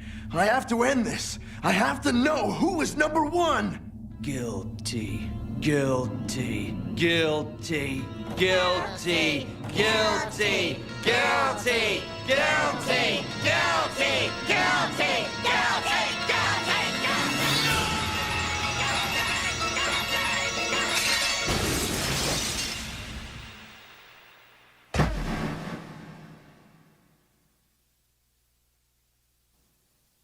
So you've killed everyone? Good. Haven't you figured it out yet? I know I have.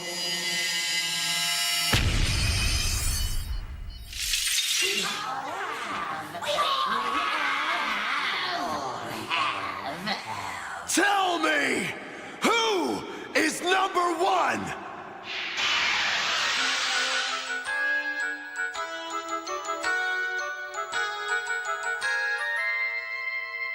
I am number one. I am the driving force in your life. I am hatred. I drive you on and consume you. Holy fuck, that reminds me of like the Green Goblin scenes from Spider-Man 1.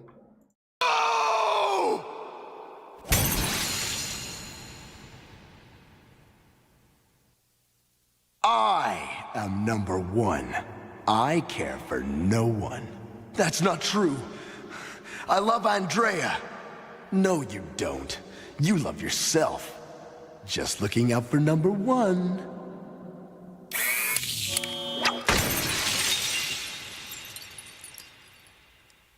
No! Not you. I am number one. The original. Do you think this is a game? Do you? But how? You're me. But you hate me. You must. Look at what you've become. You're wrong. I had to become bigger, tougher.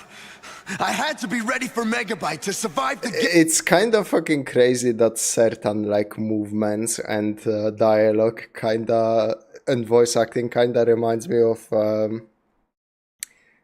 Xavier Renegade Angel. Games. Did you like the games more than Mainframe? More than your family? No, I didn't. I was trapped in the games. Games, games, games. It was only a game. You killed my family! My family! You've forgotten your family! You let yourself become a prisoner of the games. What would Bob think of you now? Bob. There can be only one. Be seeing you.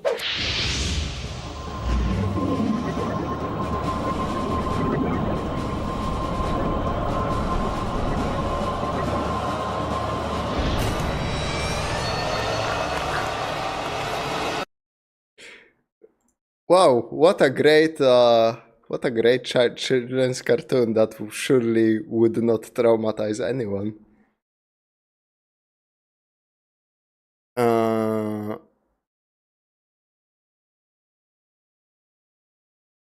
I can't think of any other fanbase with that has been jerked around this much. This was the reason Reboot went so long without a DVD.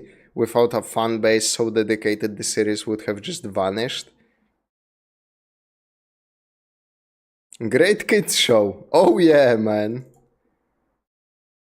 So yeah, that was the, you know.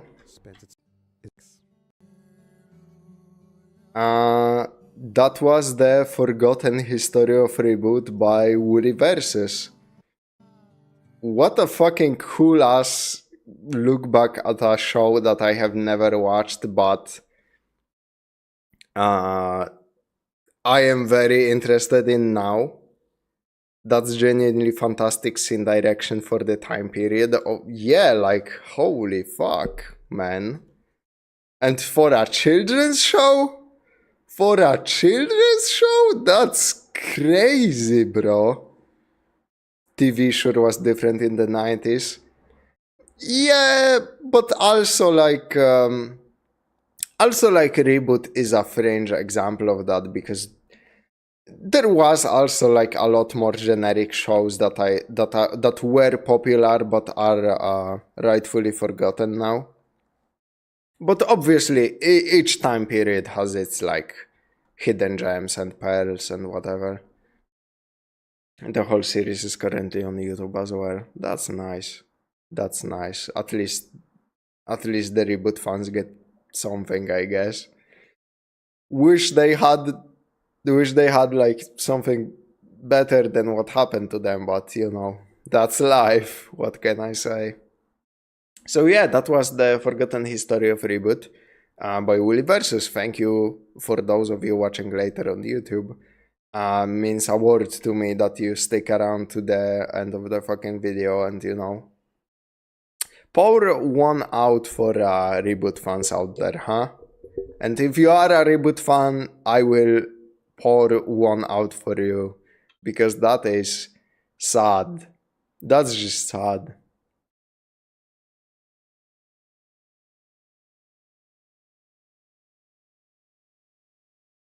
Monsters. Whoops. And yeah, on the stream we'll be moving on to the penultimate video for today, which is Alien vs Predator Extinction review by MandaloreGaming. You know, it's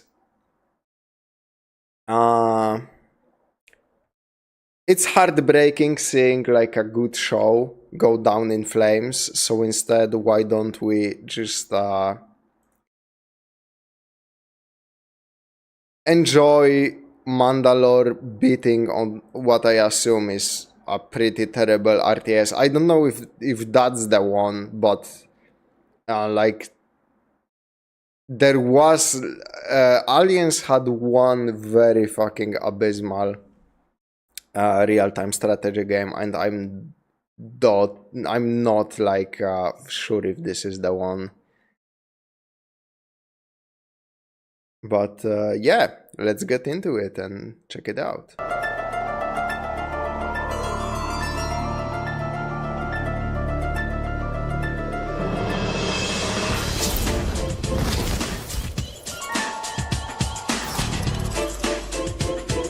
With Halloween right around the corner, now's a good time to talk about an Aliens vs Predator game. There have been a few of these over the years, but I think most people know the FPS games now. And they should. They're overall pretty great, and yeah, there were some mistakes here and there, but there was a lot of fun to be had and the multiplayer was excellent, even if some barely had maps when they launched. Still, this may come as a surprise if you only know the IP outside of the games. What do I mean? Let me show you. You have the original Aliens vs Predator. It's a fun concept inspired off an Easter egg in Predator 2. But then we have Aliens vs Green Lantern, Superman vs Predator, Batman vs Giant Crocodile Alien, Aliens vs Superman, Predator vs Batman, Superman and Batman vs Aliens and Predator. What the fuck is this? This is some deep lore I was not aware of, man. Honestly, this game had a lot of neat ideas, but it's very light RTS. Oh, gotcha. Aliens vs Predator vs Predator vs Aliens vs Predator versus the Terminator. What the fuck is Terminator? What could possibly be the Terminator's beef with Aliens and Predator? What the fuck? Judge Aliens vs Tyrella, one where Predator was.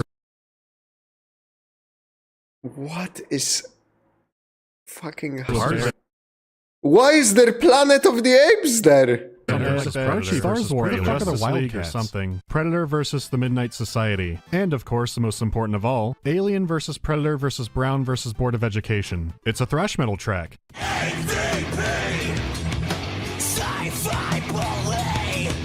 So you can safely ignore all that for the games. They take place in the future Alien setting and Predators are there. That's it. However, Extinction is not a shooter. It's an RTS game. A console-only RTS game. So naturally, Oh. Oh, that is very interesting, man. I thought it's multi-platform release. This is a console exclusive RTS game. What the fuck? Actually doesn't get much attention. The only reason I was aware of it was because I rented it back in the day. The original plan was to go see the AVP movie, but the theater was far away from where I lived and there was a tornado in the area. I can only hope no one died on the way to see that movie. So instead I went to the... Yeah, that wasn't that great of a movie.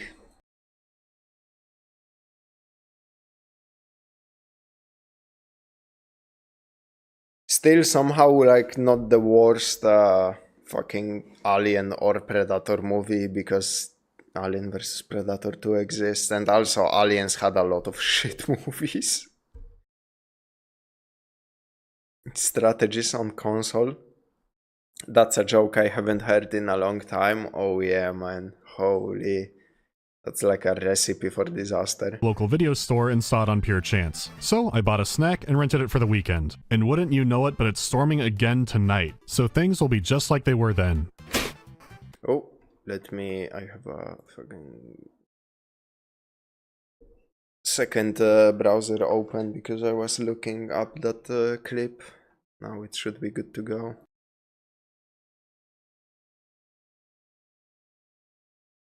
And just adjust the mic so you can actually hear me. The Alien vs Predator movie was The less said about Requiem, the better, especially the hospital scenes with the pregnant ladies.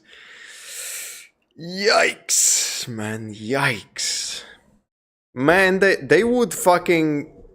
They were making like movies about fucking anything back in the day. I mean, back in the day, I'm saying back in the day, like the modern fucking Predator movies don't exist. Wasn't there like a Predator reboot movie that was fucking terrible, where an autistic child solves the Predator's like tracking signal and fucking reverses their language so they can defeat the threat? Holy shit, man.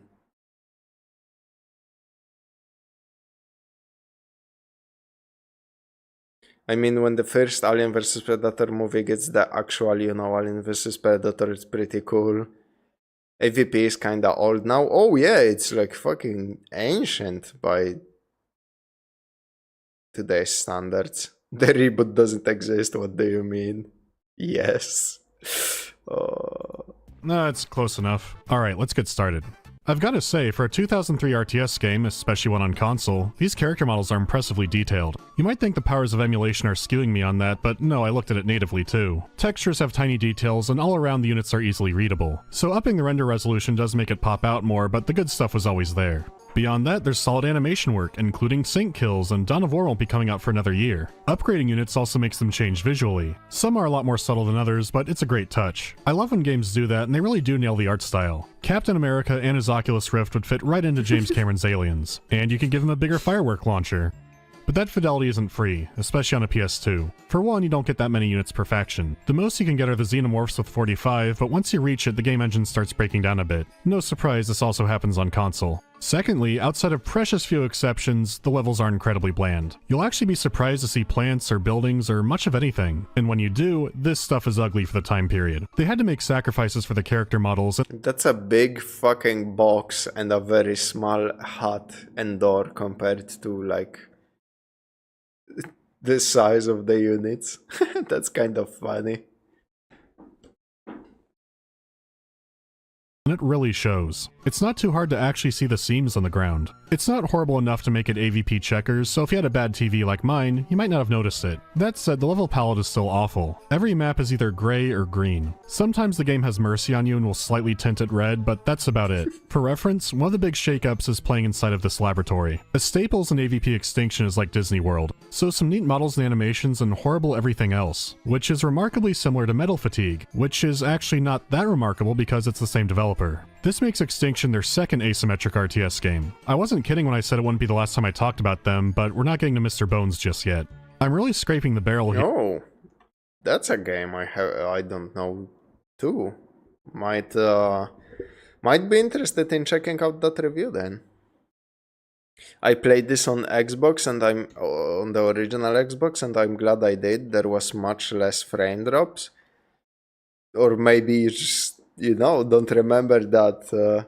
Or memory has that thing where it remembers things kind of better than they were. Here, but at least Metal Fatigue had snow maps. The intro actually showed a decent amount of snowy areas, but none in the game unfortunately. Then again, if I start judging games and their cutscenes, I might as well bully myself. So then we have the sound design. A lot of it is movie authentic, but also very compressed, so your mileage may vary.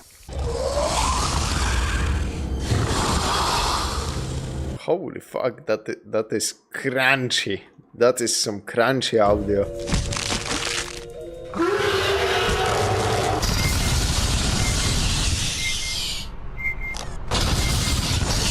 The thing is, the PC shooters did this too, but the sound effects are much cleaner. And weirdly enough, they share a lot of sounds between them, but for very different purposes. Some are pretty easy to place.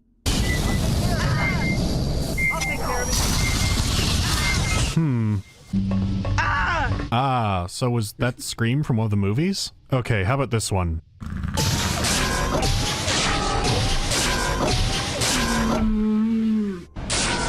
There's tons of weird examples like this. I'll stop before I get sick. As far as voice acting goes, the mission narration is very clean and well done, but the rest of it is the most, well, you can tell they grabbed whoever was in the office to do some lines. I've spotted a predator! There's barely any voice acting at all, so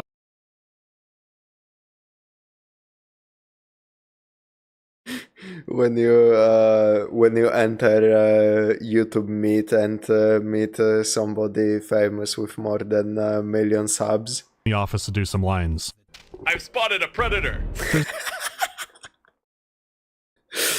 There's barely any voice acting at all, so I do find it kind of charming. Oh my god! What's not charming is how the audio is mixed. That's fucking funny.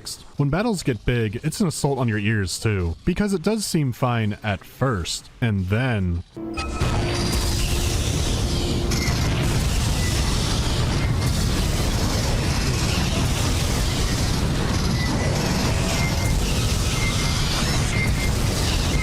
I've had people ask why I point out things like sound, and this is an example why. Someone can make a great sound effect, but properly layering and triggering them is a skill. This is why audio engineers are one of... True. Unsurprisingly, the Marines were my least favorite. Yeah, like in an RTS, in a first-person shooter like FPS, AVP games, right? It makes sense to play the Marine, because Marines were like the standard, what you would expect from a shooter game. Sorta like playing fucking, you know, John Call of Duty man in Overwatch, the fucking Soldier 76, or like in any other game of that kind. It's just a character that has the most standard like shooter gameplay that you can always default to if you're feeling unfamiliar with the others. Because the aliens were fucking crazy, they could walk on walls, you know, you had to use that movement and shit. Predators like relied on stealth and like gadgets. So in an FPS, it makes sense you would default to the... Oops, sorry. In a high-octane FPS, it would make sense you would default to the normal guys, like the most standard thing. But like in an RTS, why the fuck would I want to play the uncool humans rather than the cool predators or the cool aliens, you know? And especially since I'm assuming this didn't have a great online fucking scene, because like in StarCraft it's all about gameplay style and utility. You're not really picking based on aesthetics, right? But like here, why the fuck would you want to play the Marines? of many unsung heroes for video games. And also the sound design. They do get a variety in the Marines, such as androids who are immune to facehuggers or smart gunners who can't miss, to be fair. Sound effect is half the battle. That's kind of cool, I guess. How it's implemented is the other. You don't have to alter the movie sounds too much for an FPS game. There's a lot going on, but not that many. But for an RTS... this is noise. Terrible, terrible noise. Jesus Christ. One real saving grace of the audio is the music. There's a good variety and blend of Alien and Predator inspired tracks, and each faction gets about a half an hour of music each.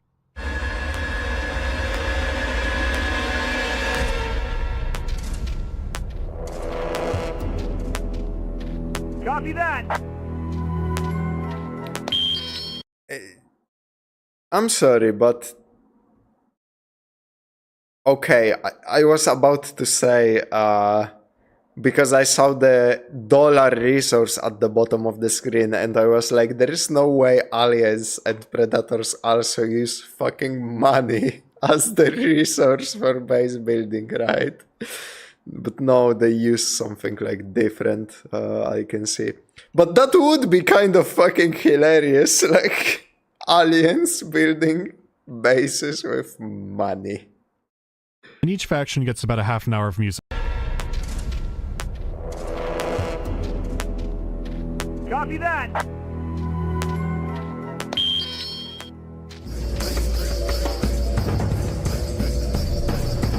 Ooh, that's a cool track.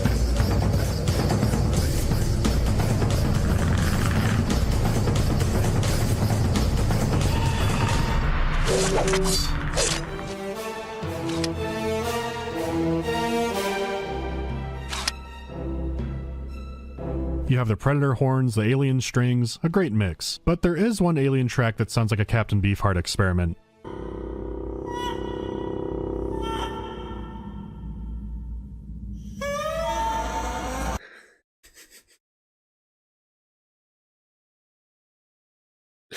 Okay, that sounds straight out of fucking Resident Evil director's cut. Two clowns farting in a basement type of beat, man.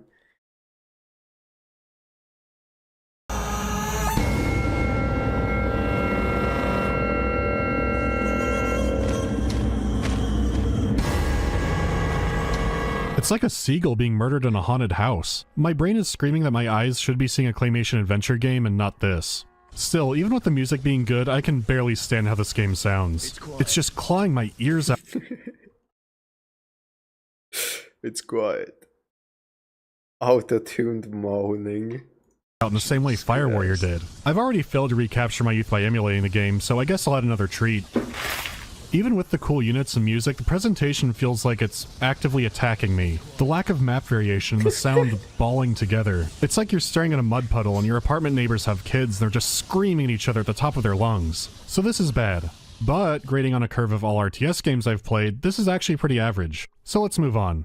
Now, having heard all of that, you might think the controls are a vortex of pain too, but they're not. They're actually very well done. The left stick moves the screen, the right stick moves around the minimap. I don't recall the audio much. I wonder if the Xbox version differs much. Could be some crunch like coming from emulation, but you know. Allows you to jump around easily. Yeah, it's still stiff and will never be as fluid as mouse and keyboard, but I didn't find myself fighting the controls all that often. You can make groups with the D-pad and snap to an event with a button. It's not a micro-intensive game, and there's no base building outside of the alien, and even that's barely base building. So it gets the job done in a simple and elegant way. Now I can finally go through all the factions. First up is the United States Colonial Marine Corps. As per usual, they're out to do company dirty work.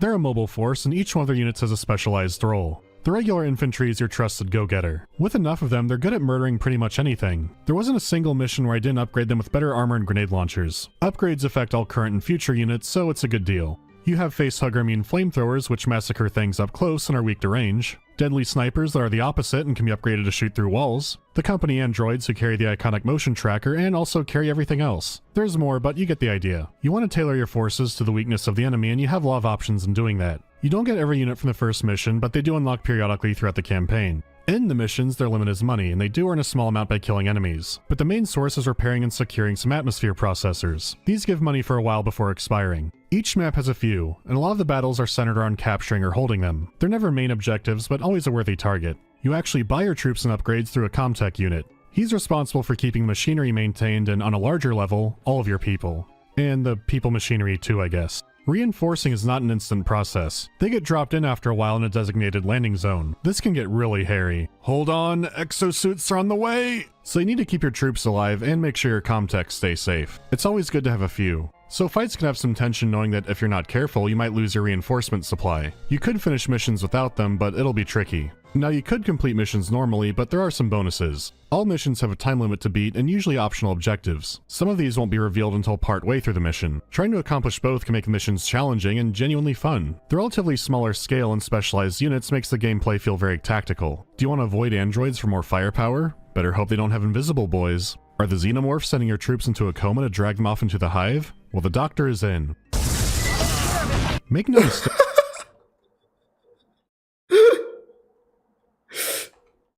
Coma to drag them off into the hive? Well, the doctor is in. Time to practice medicine. Holy fuck, that looked way more visceral and brutal than it should have.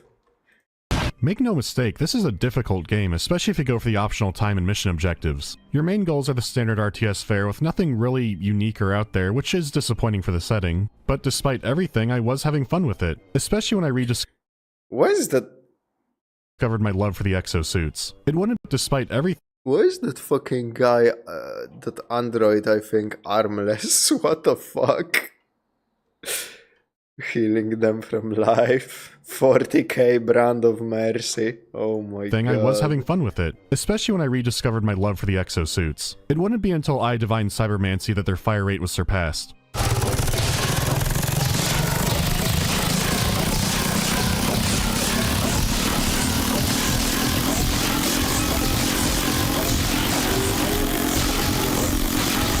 Holy, that is some fucking fire rate.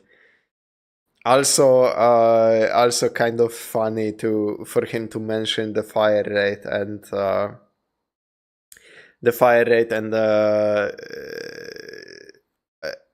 if divine cybermancy, because I just like during the course of last week I finished Ultra Kill. And I did the secret encounter with the mysterious druid knight. And yeah, shit was a hilarious throwback to his I Divine Cybermancy review. I think the androids can actually suffer battle damage and lose limbs. That's fucking cool, man. Roll that one on such a reroll.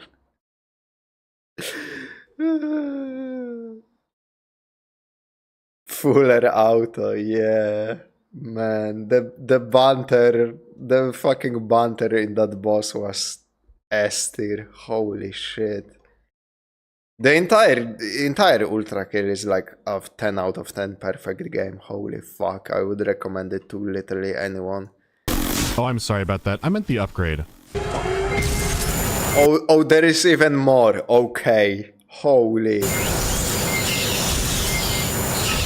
So the lesson is you can drown out obnoxious sound effects if you fill the air with Bert. Unlocking them is powerful for morale. That said, this is the same mission where you hit the difficulty cliff. It's the second to last mission, but man, things get hard. You fight every other faction in the game, including humans, and they're all teamed up against you somehow. You crawl through What? Why? a hell dungeon to get to the top of a big map, and there's no money up there, so it's an endurance round. You have to keep taking down Predator anti-aircraft guns, which sounds easy, right?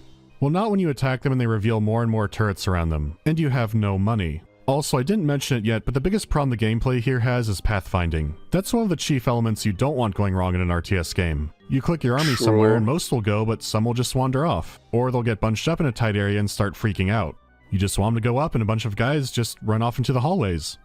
Where are they going? Do they know how dangerous it is out there alone? so the more complex the map, the more likely this happens. Doing this in the time limit and with the bonus objective is absolute hell, but if I don't do that, then I don't get the special mission medal. What am I supposed to do, just not get it?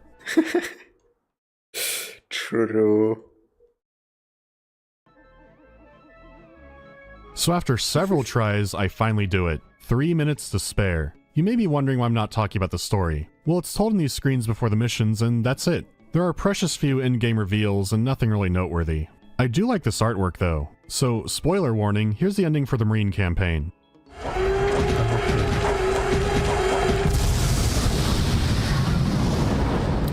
That seems about right. Like almost every one of those fucking movies ends with you know, a nuke going off.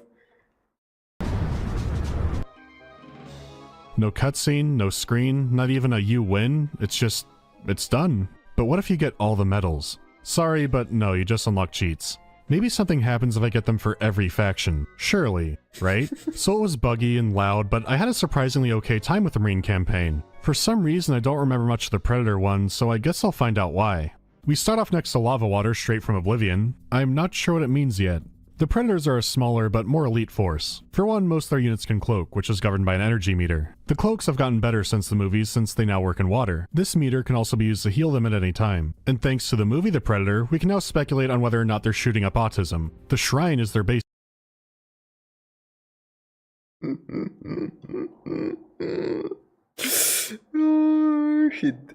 He brought it up. He actually brought it up.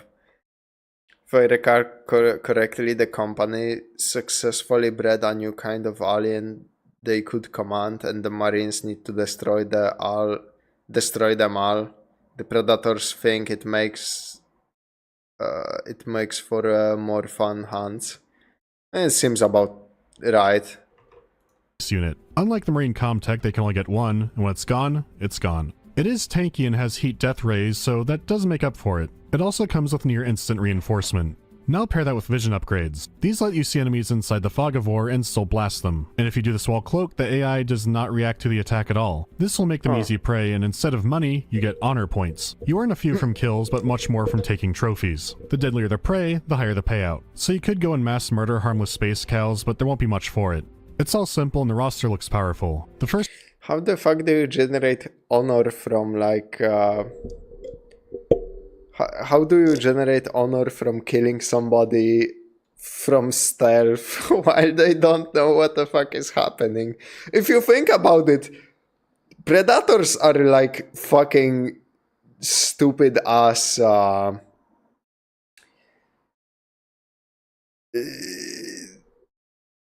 like their way of hunting is just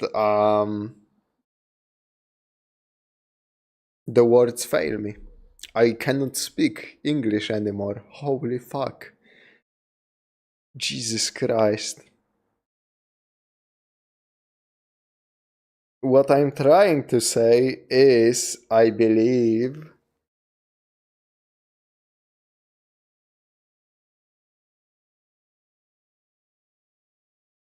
the thing in the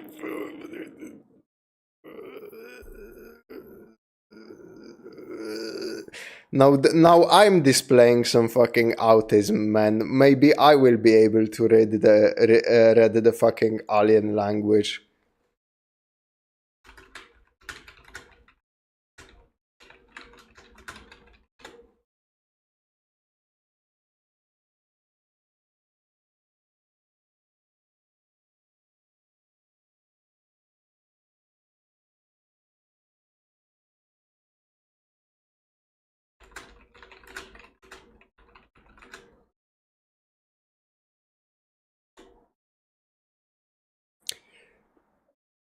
Okay, I meant to say that they are hypocrites because they are like all about the honor and the good hand, and then they fucking snipe you out of invisibility while you don't even know what the fuck is happening.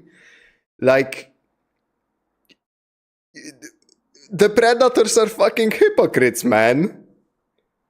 I mean, honor does not have to be moral. Maybe honor is more like competence for predators. I guess it could be. This mission's a breeze, so time for the second. Kill 5 units and take their trophies. Easy enough. What the fuck? Why are there so many? It's the second mission. It's just the second mission. After several tries, I barely make it in time. 7 seconds to spare. Maybe it's like Jesus Marine 6 Christ. and this one will be easier. You know, I got over the difficulty hump.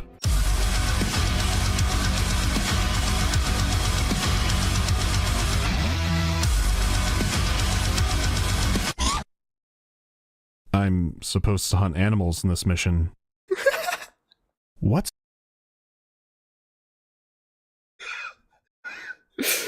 Oh man, humans are really protective of their animals in this universe.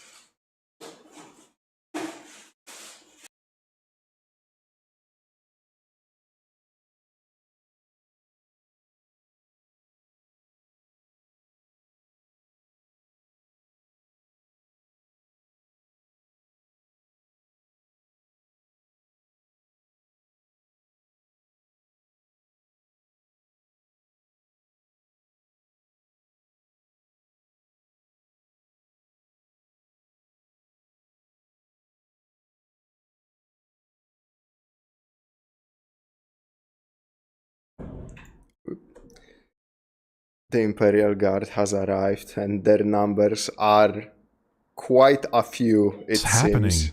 And they really love their fucking humans. What the fuck? They really love their fucking animals, man. The challenge spike is huge for so soon, and I'm only playing on medium. I even knocked it down to easy to check and the swarms still came. What's worse is like the Marine campaign, you fight human and predator enemies, but they don't fight each other. Actually, it sure looks like they're working together to screw me over. There's no story reason for this. I've played missions where the enemies do fight each other. So why do these ones have teamwork and absurd numbers of enemies? The mission right after this is a fairly easy sneaking mission, and after that you unlock military predators, which are absurdly powerful. In a way, the predator in the movie was just a redneck shooting some deer. So what do these guys bring? Apparently artillery range auto-targeting cluster missiles, also the sweeping heat beams of death. These are all upgradable too, so after this point the campaign is kind of a joke. I'm guessing it wasn't like that intentional on their part.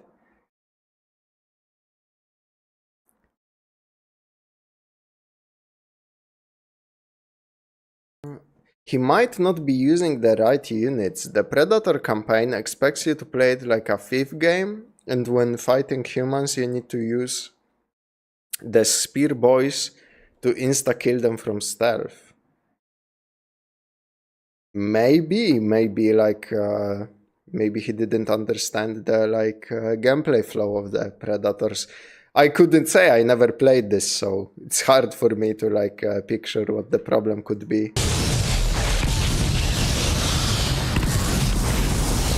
It is mindless, but it's mindless fun, to the point that the last mission has an optional objective that's just don't use them. It's like the progression balance is at random. After much suffering, I did unlock cheats, and I wanted to see what the deal with mission 3 was. One lets you spy on the enemy, and there's not many here. Then, someone walks far enough to trigger it. The minimap starts exploding with new signatures. I've seen tons of RTS games cheat resources or build speed, but this is something else. This Marine horde is far past their population count, but that's still not enough because they're still being spawned in the conventional way. I'm starting to truly realize why I never got far into the Predator campaign. Was this to artificially make the game longer? To combat renting it? Wouldn't these fights horribly lag out of PS2? I feel like my soul won't be at rest until I have answers. The progression is so busted and weird that it's all I think about whenever I think back to the Predator missions. The roster is cool, but the experience is either brain dead easy or madness hard. When I played without military guys, it did bring things back to sanity, but there's no salvaging the earlier stuff. It's not the worst Predator game thing I've played. There were fun unit combinations and tactics to pull off.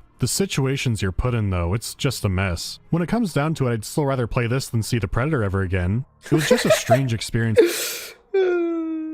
I love the fucking Predator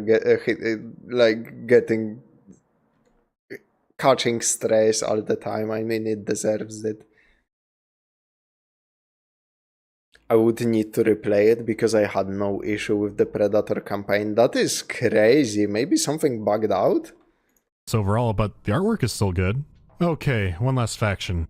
Now is the time to breed and grow and dominate. Our Xenomorph friends play very differently than the rest. They're melee focused and have superior numbers, without cheating. The aliens gain currency by downing their enemies in combat, and that's it. The reason for that is that they don't use currency as much as the other species. They can't just buy more units to spawn in. Instead, the Hive Queen needs to start laying eggs. Then your unconscious victims can be dragged in and impregnated. You go through the facehugger, the chestburster, the cocoon, it's a whole process. The ideal scenario is having a constant drag parade. The more bodies you bring in, the more Xenos you hatch. So that's already radically different, but there are more nuances to it. For one, the kind of alien you get depends on the host body. Animals can make drones or runners, humans can make warriors, predators make pred aliens, you get the idea. However, you can take it even farther through upgrades. How about the drone? Well, they're given an acid that makes the host bodies more ideal for gestation. So if you bring them along for your victim hunting parties, you'll spawn more powerful variants of the aliens. Of course, you could just hatch the eggs and... That's very fucking interesting. Holy. The facehuggers out, but that's not always a good idea. They're incredibly vulnerable to every weapon, and some enemies are near impossible or straight up impossible to facehug when they're alive. Plus, when they're outside your hive infestation, their health is always going down. So you can make it work, but you'll likely lose a few. This makes having your drones tidy up and build a nice home an advantage. It's a safe place for facehuggers to play, and it also heals all your units up. And I mean dramatically heal them up. Check out Lieutenant Dan here. Looks to me like he's ready to go back to the jungle. To make it even better, if anything even touches your infestation, you'll know where they are for a long time. In conclusion, a Xenomorph Hive is prime real estate. Remember, you can always move if a new lot opens up. You also have the option of going for a pure strain of the parasite. These are the Praetorians, and morphing a regular egg into one of theirs does cost money, but no matter what host you have, you always get a Praetorian alien. From here it can morph into a queen if your hive is missing one, or two other strains. There's the Ravager, which is just a brick shithouse of power. It's incredibly deadly, but unlike other aliens, it kills its enemies outright. No face means no face hugging. On the opposite end, you can make a hive-supporting carrier. This one ferries facehuggers around like a horrible camel spider. If anyone gets too close, it'll chuck a facehugger at them. So yeah, the aliens have a lot going on. Their campaign definitely has some harder levels, but nothing. Man, the aliens look fucking awesome, man. Making facehuggers was free, and I have found memories of making swarms of them and running across map looking for victims. That does sound like a lot of fun. Holy shit, this should have been just the aliens, it seems, because they have like the most going for them.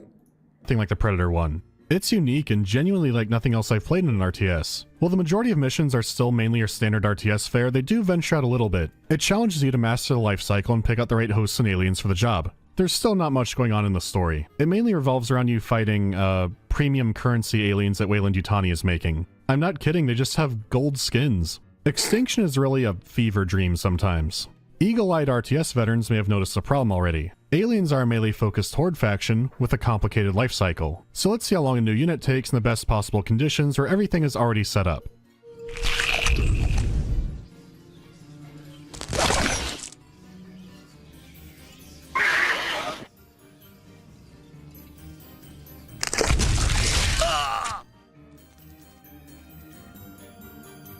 Still cooking.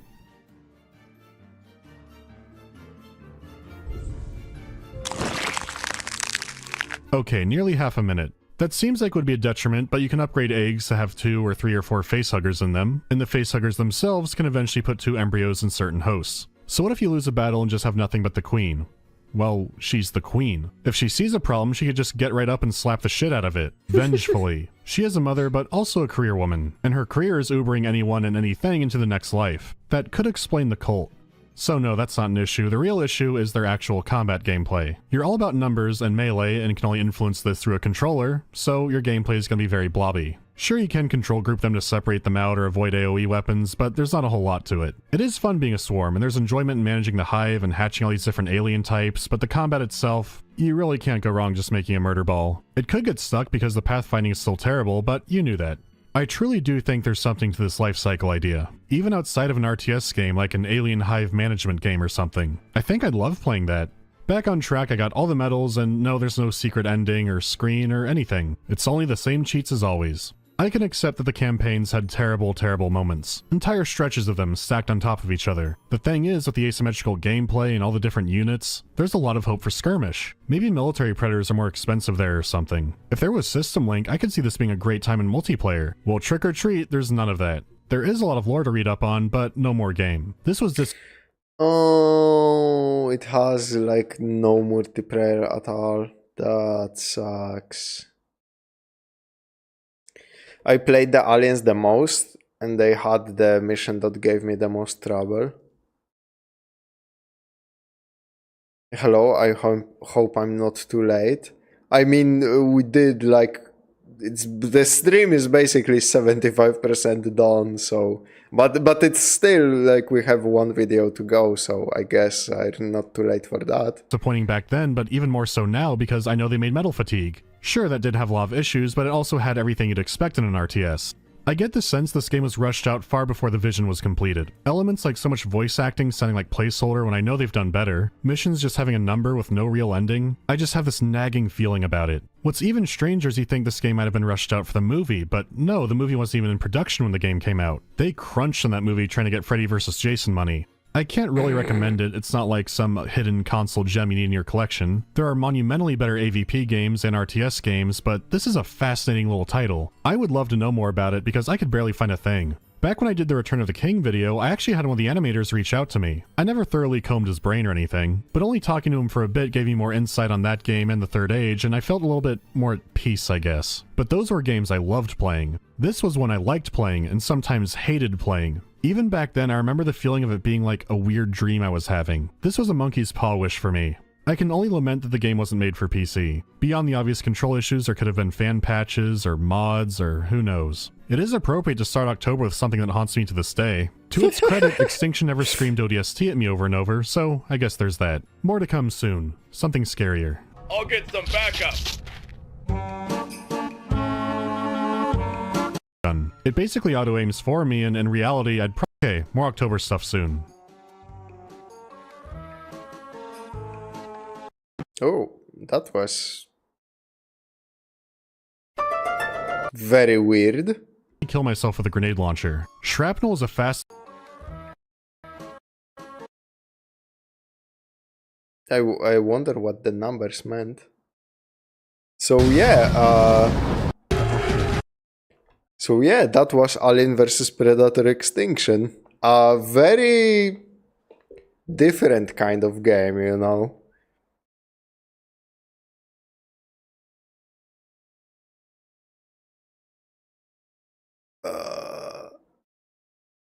I still like the game a lot. Granted, I can't say everyone should play it, but I still like it. That's understandable. It's incredible to see Rings of Power spoilers in Mandalore's videos. I forgot Rings of Power is a thing that exists. Holy shit. Mandalore also has a review I haven't seen anyone react to called Shogo Mobile Armor Division. That is very fun. Seconded again, it's a very cool game. Yeah, I guess that can go on the docket. Alongside the fucking Metal whatever RTS game that he covered by the guys who made this. Yeah, very weird game. Some very cool ideas, but man... console exclusive RTS. Come on, man. Just adapt it to PC and give like the modding scene a bone and they will like make multiplayer for you, you know. Such a shame. Because this could have been like this could have been something kind of better, you know.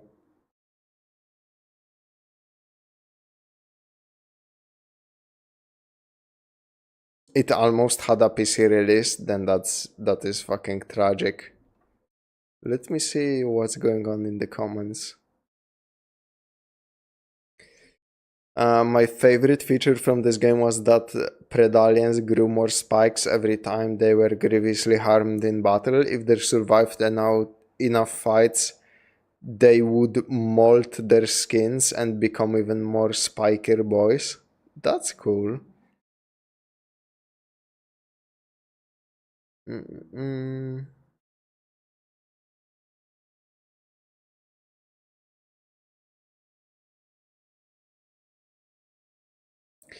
I can only hope nobody died on the way to that movie. I saw that film and I assure you, had I known death was one of the options, I would have taken it. This game needs a remake, not a fucking chance that this ever gets a remake, but I agree.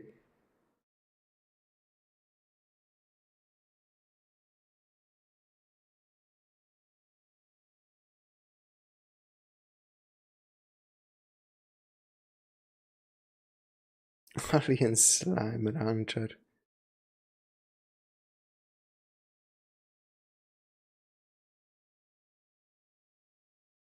And yeah, that's pretty much it for Aliens vs Predator Extinction review by Mandalore. Asymmetrical games are always very hard to get right. Very true. The reason it didn't, I think Mandalore stated in his Darkest of Days review. If I recall, the IP company didn't give them rights to put it on PC. Fucking... Man... Executives are fucking stupid, bro. Holy shit. But ain't that a thing that we all know by heart by now, you know?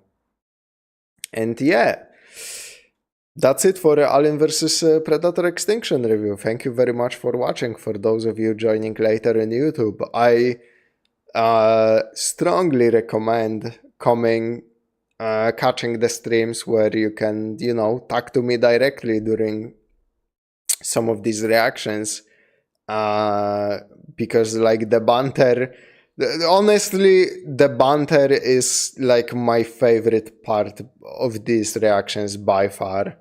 Like just talking about the chat and hearing all the crazy stories and yeah, learning about those games I never played. So yeah, see you on the stream if you ever fucking come to the stream, I guess.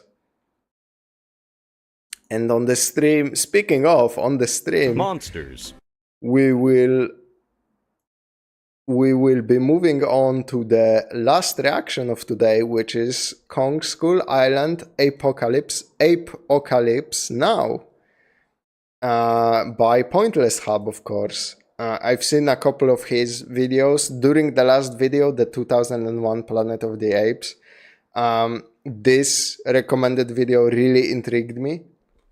So I decided, you know, let's give it a shot because it sounds interesting. So without further ado, let's get into it.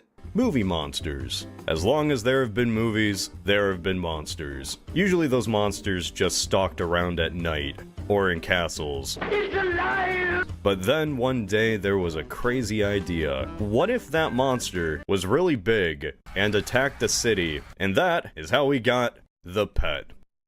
1921. Yeah, the first kaiju technically was this little cartoon rabbit guy. A couple adopts him, and he just keeps growing and growing. Eventually, he just starts eating the buildings. Oh god. He starts eating the entire city. Takes the military to bring him down.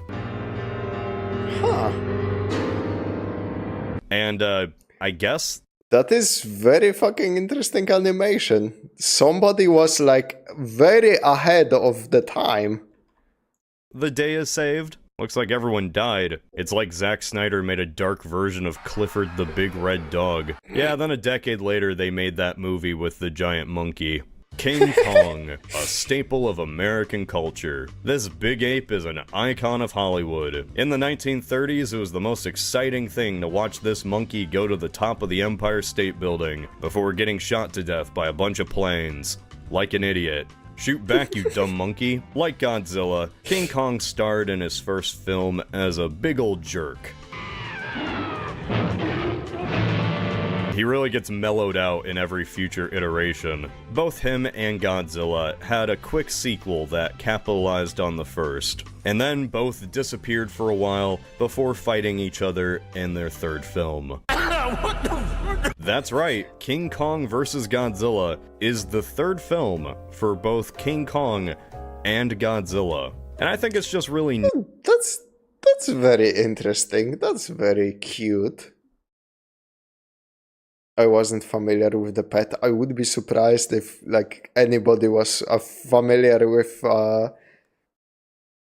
an animation from 1930s, you know. But it is like supposedly a beginning of a very famous genre of film, so maybe I'm the ignorant one, you know. Neat that both were tied so early on in their history. The Jimmy Timmy Power Hour of the post-war Pacific, a film that stood the test of time. Not really in quality, but more what it represents. The fact that having two really cool characters fight is awesome, and everyone likes it. Too bad it never happened again.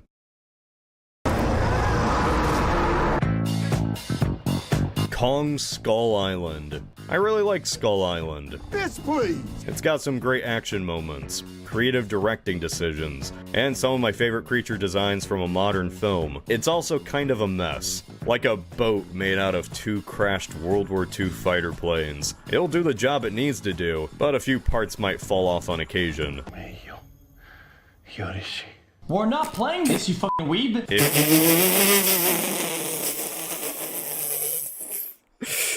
Oh yeah, it goes without saying I haven't fucking seen Skull Island. I'm not that interested in the Kong expanded universe, I guess. I remember watching King Kong vs. Godzilla because it was just randomly on one Saturday when I was a kid and turned on the TV. I don't remember which channel aired, but it was both fun and stupid. That is so wholesome. I have not seen. Okay, I have seen one of the Godzilla movies, but I haven't seen any like King Kong movies. And like I said, one Godzilla movie, the like very recent kind of a reboot or like comeback or whatever. If the experience itself was memorable, and the plot gets there in one piece, then what's the harm? In a way, I would say this movie is peak Monsterverse. Like, by the end of it, you understand what the Monsterverse was about. Monsters, action, and cheese. Lots of cheese. Big ol' brick of Velveeta cheese.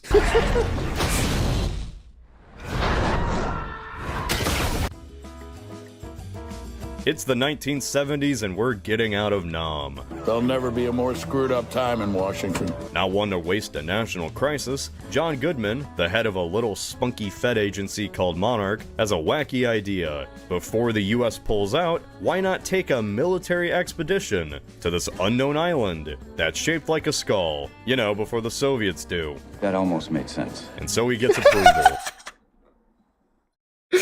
That almost made sense. That's a great line. He puts a team together. A chopper brigade led by Samuel L. Jackson, tracker Tom Hiddleston, and war photographer Brie Larson. I'm gonna be using their real names. Does anybody care about their character names? Does anyone care about James Conrad or Lieutenant Colonel Preston Packard? He's Samuel L. Jackson. I don't care. Yeah.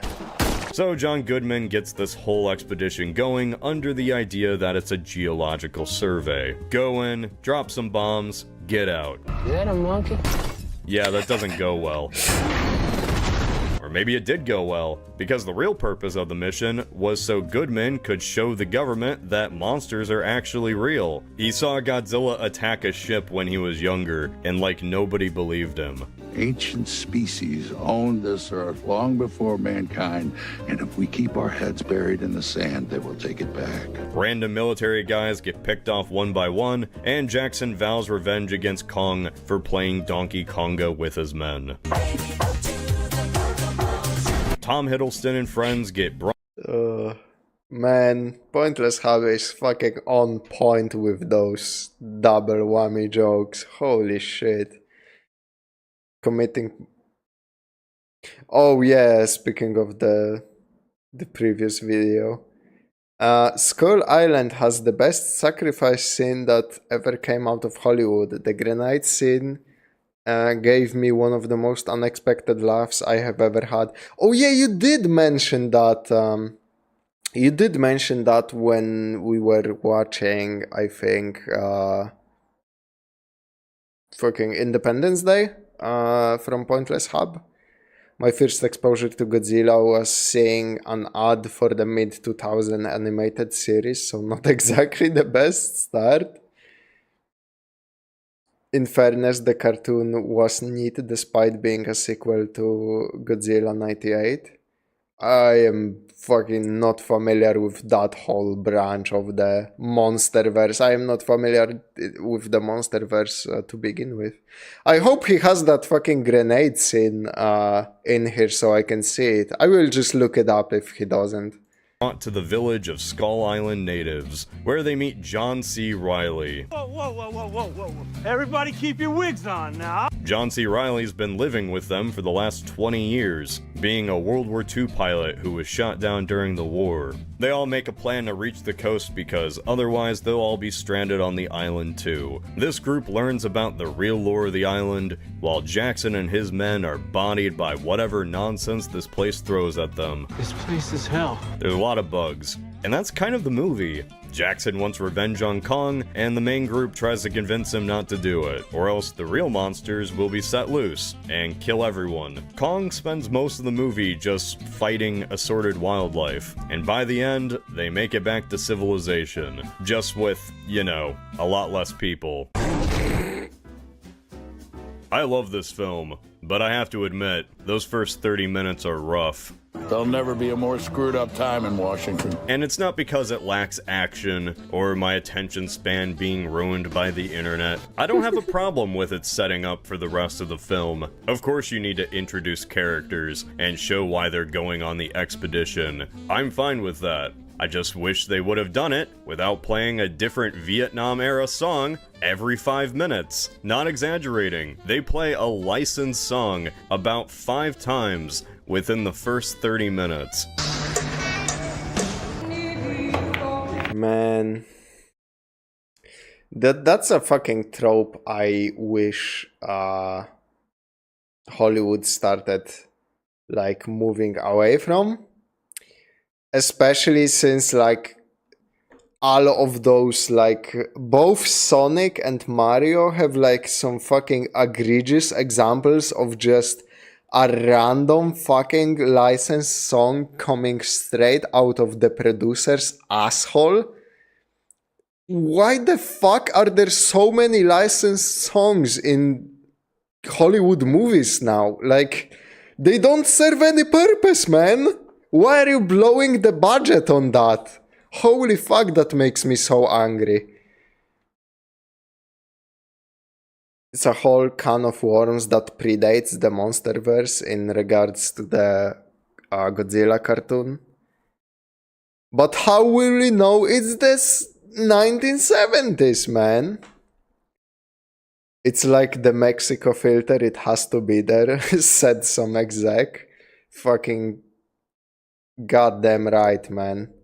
It's like they don't consider a movie to be a true Hollywood production until it has like licensed music out of the ass, because like successful movies like Baby Driver did it, but there's a fucking, you can have licensed music with a purpose, and then there is having licensed music for the sake of having licensed music, man, and one of those is bad.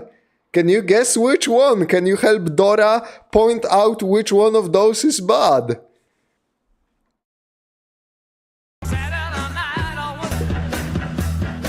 We get it. It's the 70s. I've played Black Ops. I've seen Forrest Gump.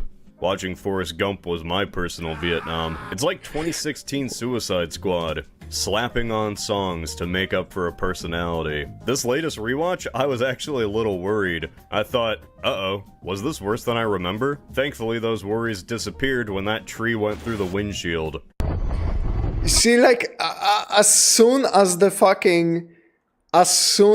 licensed music stops and they start doing the thing that do you want the movie to do, it's suddenly fucking good.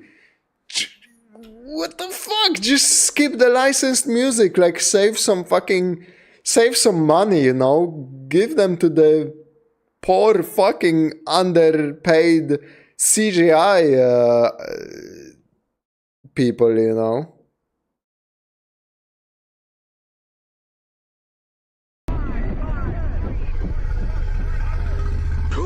The moment Kong appears on screen, it's like the quality skyrockets, and it keeps climbing for the rest of the film. In the behind the scenes, they said that Kong was always getting killed by airplanes, so why not give him the upper hand for once? And honestly, that is just really hilarious. I like that. Imagine surviving Vietnam just to get ate by a giant gorilla. I just like how this movie looks. I'm a sucker for warm hues and the color orange. Look at my office. Same. It's sickening. Every scene tries something different. Each moment has a different tone. Just because this is set in a jungle, the colors don't need to remain consistent. They really play around with every aspect of a tropical environment. So we shift between cloudy grays to humid yellows to dry, barren tans. A lot of times, logic goes out the window, simply to have a shot that looks kinda neat. Though, there are a few visual hiccups from time to time, like some shots really needed a bit more time in the oven. It really is like the movie gains a personality as time goes on. There's a sense of humor even in serious moments, and I like the directing from Jordan Vogt-Roberts, a guy who has done this movie and nothing else. Okay, practically nothing else, but you know what I mean. Vogt-Roberts' creative decisions went a long way in making this film work. Choosing to film in real-world locations instead of simply resorting to a green screen went a long way. Who would have thought, man? Who would have thought?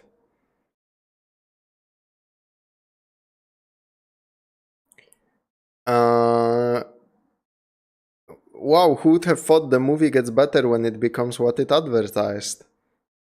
If it's as if execs don't make the best decisions, who would have thunk? Is this where people drop channel video suggestions? Yeah, sure, Coolio, you can suggest whatever and I will sort it out for the next stream. Death by Kong, War is really a fate of all time. Filming on location? That madman. It's all about the fucking CGI now, man. Haven't you seen the success of the prequel to The Thing? Kids love the CGI. Shot in Hawaii, Australia, and Vietnam, all to combine these environments into one cohesive jungle world. Yet that That's fucking cool, man. That is a cool idea to have like videos from multiple locations to represent this island. Holy shit. Nam aspect is definitely the most prevalent. This is a Nam film through and through, with the main inspiration for writer Max Borenstein not being another monster film, but Apocalypse Now. Welcome to the rice fields, John Goodman. Good shit. Dan Gilroy and Derek Connolly helped flesh out the script as well, but Borenstein and I kinda don't see it, but except filming on location stuff, Apocalypse Now is very infamous for its filming process. Holy fuck. But like, okay, I kinda get it where the Apocalypse Now subtitle comes from. I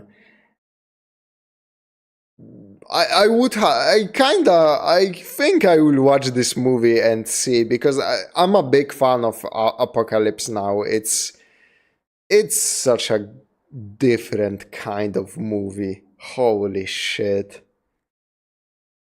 Like, you don't see that in cinema.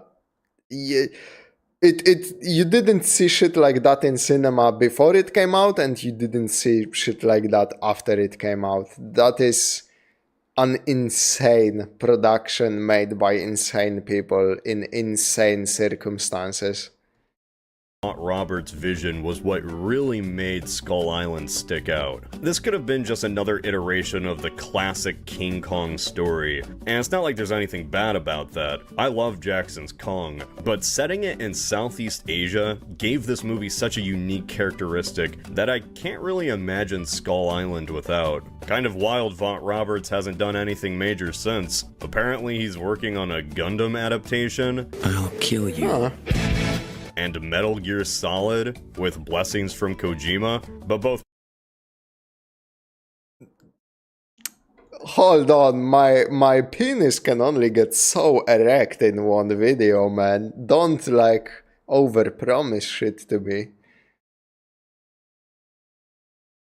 You can definitely tell while watching the movie.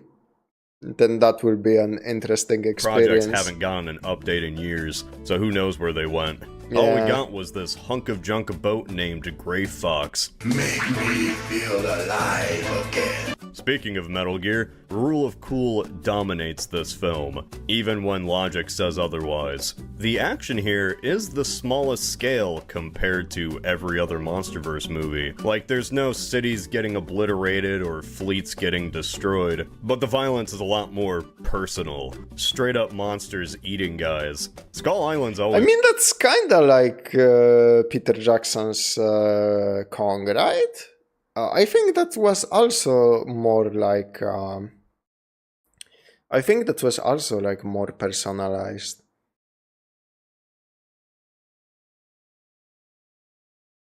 As long as there are no jet engines involved.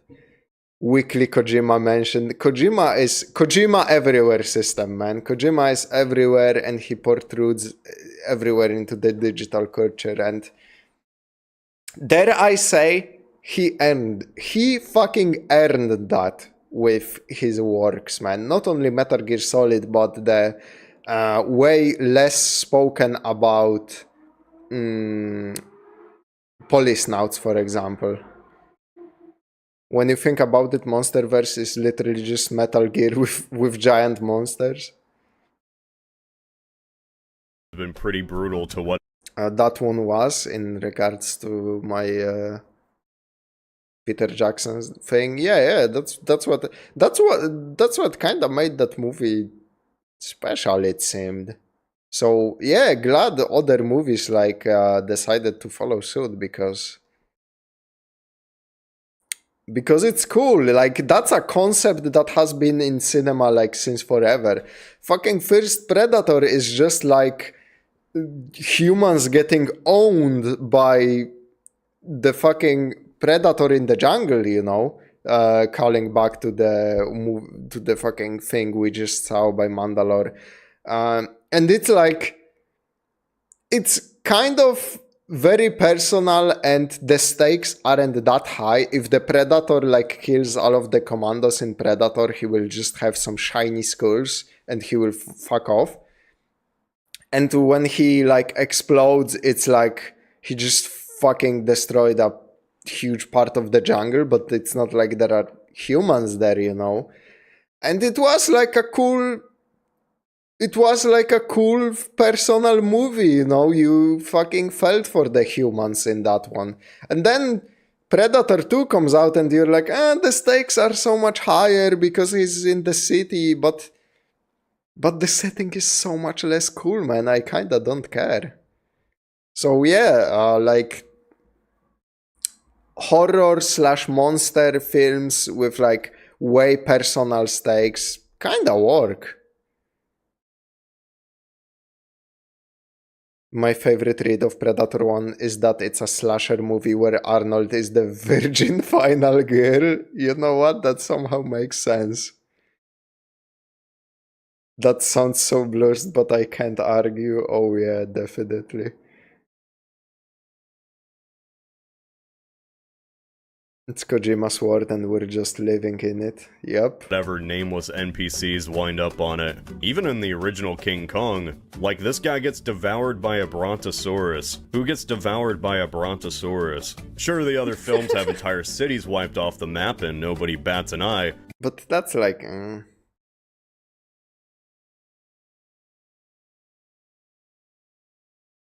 There is space for both in cinemas, you know. Both like cool city destruction and like more personal stories, you know. Pacific Rim had like some cool destruction moments, like 2012 had some cool destruction moments.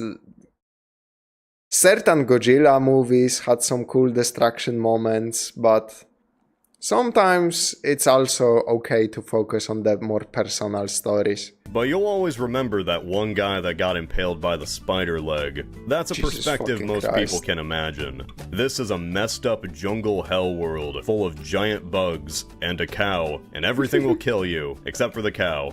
Or will it? Sometimes a film will have creative decisions so smart you won't even think about it. They just seem like common sense, like good CGI. Half the time you don't even notice. King Kong has existed as a character for, what, 91 years? But this version of him has only existed for 7, which to me feels crazy, because it feels like he's been around for so much longer. When I look at this, I think, yeah, that's Kong. How often can you say that with a redesign? People often joke that his first appearance in color was kind of rough. He didn't look his best. And yeah, so what? So what if his eyes blinked at different times? They were setting new ground. They were trailblazing. And decades on, it'd be an inspiration for Legendary 2, because the culmination of the Monsterverse was to get these two fighting. There was one thing I forgot to mention though. Oh yeah, he's fucking huge. King Kong's whole gimmick is that he's a big ape, but that meant like the size of a dinosaur. He could punch a T-Rex. This King Kong is 10 stories tall. This is the biggest he's ever been up to this point. And what's crazier is he still isn't big enough to fight Godzilla. He's got some growing to do. We all get it. Kong is gonna fight Godzilla eventually. But the thing is, that kind of creates a short-term problem for this movie specifically. Because if Kong is so big, what problem? Man. Oh man, that's a good poster. Oh holy fuck, that's a good poster. Oh my god, that's such a good movie poster. Brother, that is insane. Holy shit, in like today's cinema, with the fucking blue and red Star Wars TM branded shitty posters, Light versus Evil, that is fucking different, man. Holy.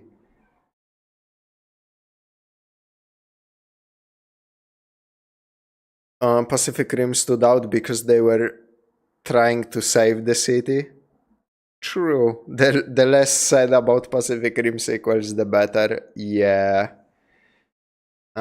City destroyed with million dead. Meh. Bob graphically consumed by a giant monster. Bob, no. I mean, it's kinda true because like as a human being, it's easier for you to imagine like a personal tragedy of a one person dying, one character that you're kind of attached to. And like when a city is destroyed, you're like, oh, cool city destruction scene. You're not sitting there thinking, billions dead. Oh my god. The humankind is on the brink of extinction. You're just going, oh, that's cool that they fucking... It was cool when he pile drived the statue, fucking Liberty statue into the fucking White House or whatever. I hope the president is dead. You know, you're not really like very concerned for those people.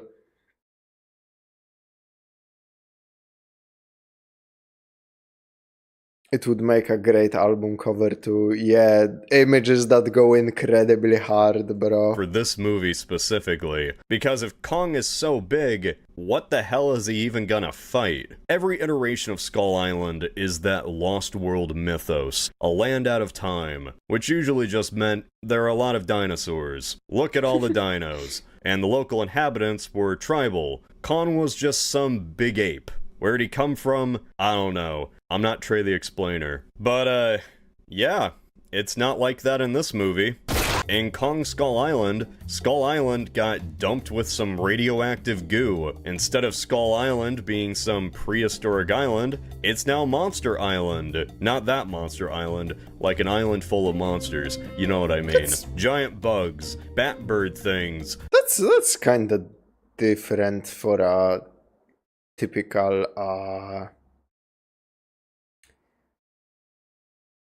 typical, like, you know, Kong movie. Here's some channel suggestions. Matthew Matosis, Running Shine, and Tech Snakerer. Tech Snakerer sounds familiar. You could also watch Ross's Scott Freeman Mind series. I think somebody else asked this. I will not I will not react to Freeman's Mind only because, like, I watched it in my free time, the entirety of it. So the reaction wouldn't be as funny because I know, like, literally almost all the jokes. Same with somebody also asked back in the day about Dragon Ball Z Abridged. Bro, I watched Dragon Ball Z Abridged like 3 times. I'm sorry, I know every line from that parody by heart, so, like, I don't think the reaction would be entertaining, so yeah, ain't gonna happen, I'm afraid. But yeah, I don't know if I reacted to something by Tef Snakerer or something got recommended to me. I will check out those channels and, like, see if I can find something interesting for if I see something interesting for the next stream. So my favorite anecdote about Pacific Rim is that the movie started as an adaptation for a miniature game called Monster Apocalypse. The licensing fell through and we got this masterpiece in exchange. That's kind of interesting. Also, it's fucking insane to make a tie-in adaptation movie before, like, before the game was released, I guess.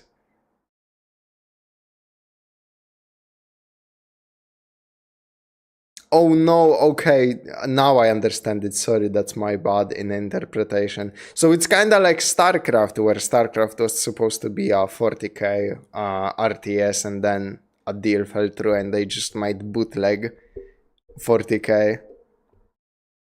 That's always so funny. And, like, seeing the success of the thing after, you have to, like, imagine the people who fumbled the license. People who fumbled the license were, like, spitting in their fucking beards for not getting that licensing deal. The Kraken, giant ants. Big ones. There's one.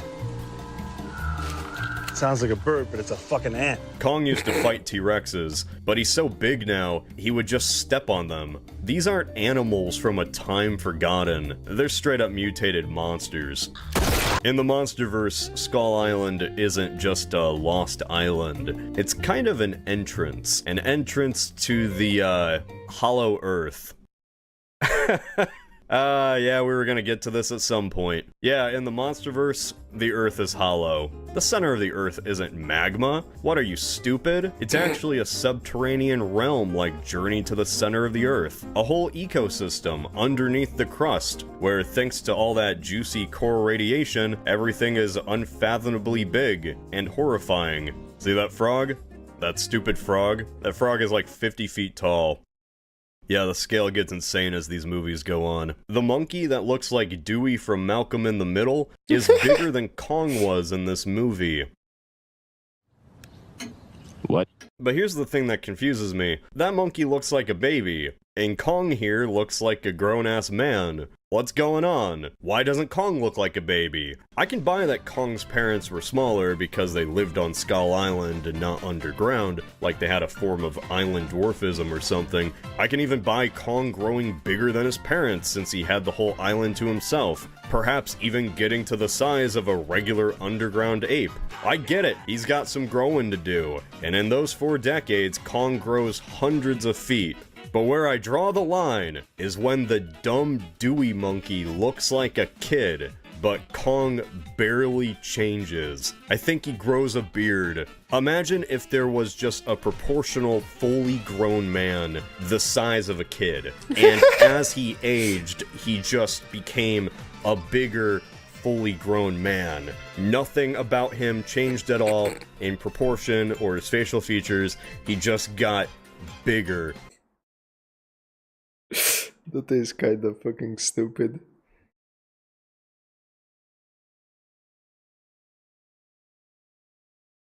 It's very much like StarCraft. Monster Apocalypse is extremely fun to play, but it was never intended for mass appeal. In that way, Pacific Rim managed to bring mass appeal to Kaiju beat down.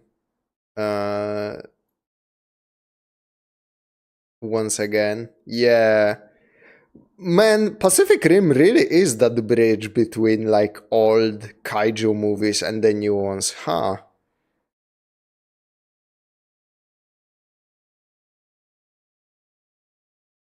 I swear there's a kind of monkey that looks old even when they're little.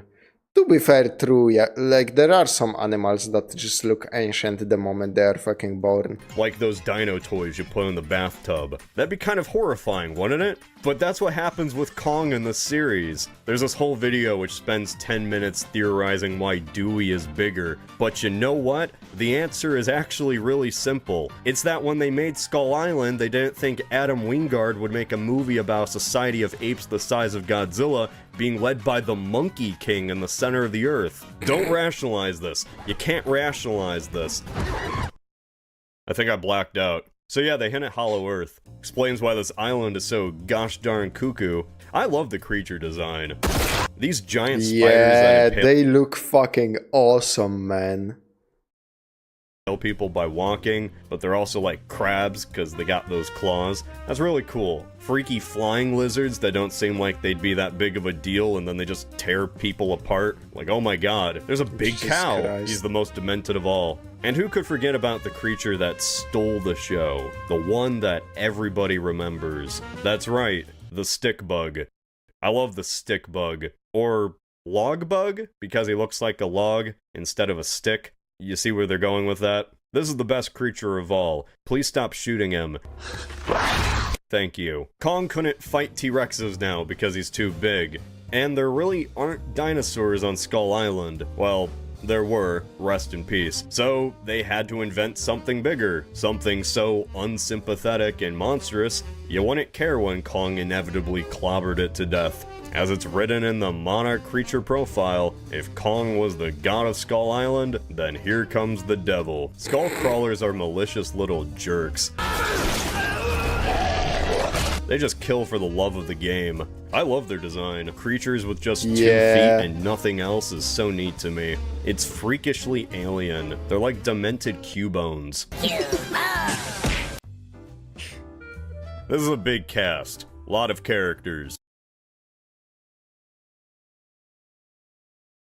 All life eventually returns to crowd. But out of all of them, the main character is John C. Reilly. Main human character, that is. This is actually his movie. We also put a man on the moon. No kidding. What do? Just leave him up there? The movie begins with his character's plane crash in World War II. Then he doesn't show back up until halfway through the film. By the time he reappears, you just think, oh yeah, there was a World War II pilot at the start. John C. Reilly is oddly enough the Atlas which this film is weighed upon. Like he's holding this whole film up. He's an exposition machine, explaining the lore between Kong and the Islanders. He names the skull crawlers. Look, I just made that name up. He's the comic relief. He even is the emotional core, because we learned that he actually befriended that Japanese pilot, and they survived together for years on the island. He even befriended the natives, but they don't talk too much. Then, man, when he finally returns home to see the son he never knew, and a wife that thought he was dead, and he finally gets that beer and baseball, kinda brings a tear to the eye. In a franchise full of monsters punching and cities getting obliterated, somehow John C. Reilly sitting on a couch is one of my favorite moments in the series. Samuel... That is fucking cool, man. Holy...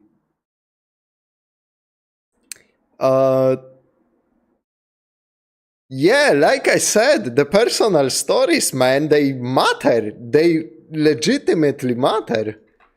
Jackson's a great antagonist. The best human antagonist in the whole series. Not like it's really a competition. I mean, who do we have? This guy? He wanted revenge. He tracks Kong for the entire film, planning to bring him down. There is no greater dynamic than a man that absolutely hates a gorilla. It's why Clayton from Tarzan is an underappreciated villain.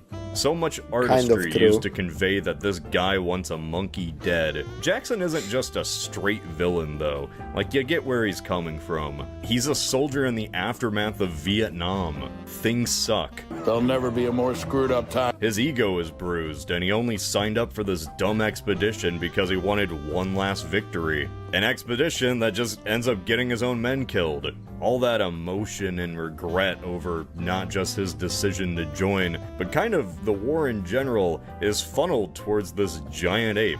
Can't admit defeat, and it's his undoing. In the end, it's always the hippies that ruin everything. And we didn't lose the war. We abandoned it. These two are the best human characters in the movie. They absolutely carry it. The rest of the cast does not. Who do we have? Tom Hiddleston as a boring tracker guy. His character acts cool, I guess. His personality is like Chris Pratt in the Jurassic World movies. He kinda looks like... he kinda reminds me of the protagonist of Apocalypse Now, actually, but like... without all the PTSD and fucking demented demons crawling under the skin written on his face. So just the base looks, because this yeah, doesn't convey as much of a story with just one look, you know. Jackson also does make a good villain. Oh fuck yeah, he doesn't get to play a villain like that often. I still think, like, first of all, fuck Quentin Tarantino for saying Jackie Brown is a bad movie of his. He's fucking off his gourd on that opinion. Second of all, Samuel L. Jackson as a villain in Jackie Brown was so fucking good, man. And he was so compelling. Like, he played this kind of a slimeball, smooth talker guy who organizes like the crimes, but then he stabs you in the back, and he was so good at it, man. I fucking loved him in Jackie Brown. Or I love him in like most of the movies he appears in, but that one is special. Personalities like Chris Pratt in the Jurassic World movies. That is not a positive. Who or what am I tracking? They give him this whole backstory of being an ex-SAS captain who didn't agree with the war in the first place, but he did his job. Yet that barely plays into the story. He just gets relegated to babysitting nerds in the jungle and listening to John C. Reilly rant. Now you're saying we're at war with them? It's more of a Cold War. Cold War, like they take the summers off? He's usually just saying common sense stuff, like don't shoot the giant cow. Put it down.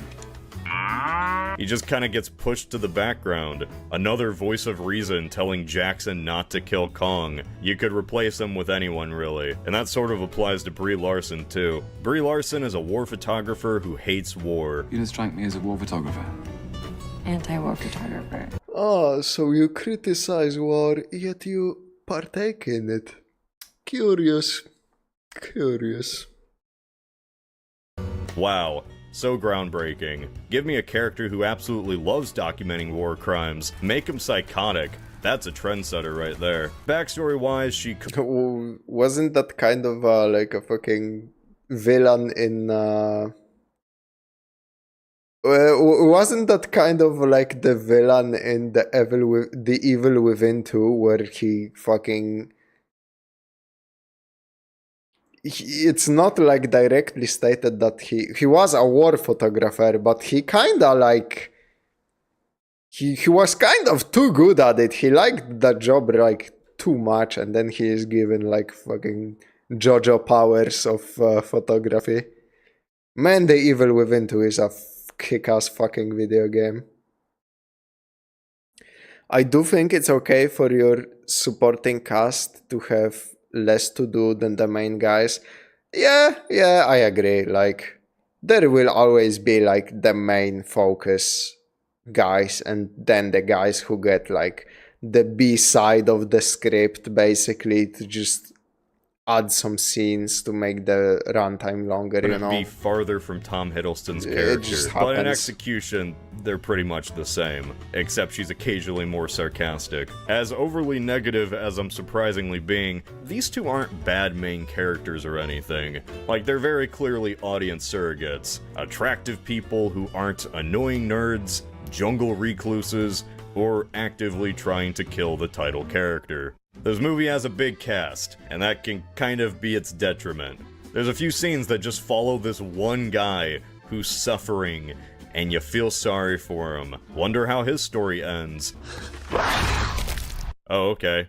I get that he was the guy that Jackson told his men they were going to try to find, but his death doesn't change Jackson's mind at all. The only thing his plot did was give perspective on what Kong was doing. Funnily enough, this guy, his actor, was used for reference for some of Kong's facial movements. He has a history of playing certain apes, like Koba the silly monkey. His plot was just one of those things that you feel like could have been executed better. There's a bit of that in this movie. Like, apparently this was partially funded by Tencent, so we had to have an obligatory Chinese character, and they just never gave her something to do. I think she has like 5 lines the entire movie, and you forget she exists. I guess it is kind of alright that they have a big cast, because a lot of people die. Like, oh my god. John Goodman was our first main perspective, and he gets ate by a skull crawler. This annoying desk nerd simply wanted to go back home, and he gets brutally tore apart by birds. But out of all of the deaths, one tops all the rest. Oh, that is going to be the grenade one. Okay, let me get ready here. I forgot she was in the movie directly, like, proving his point. By birds. But out of all of the deaths, one tops all the rest.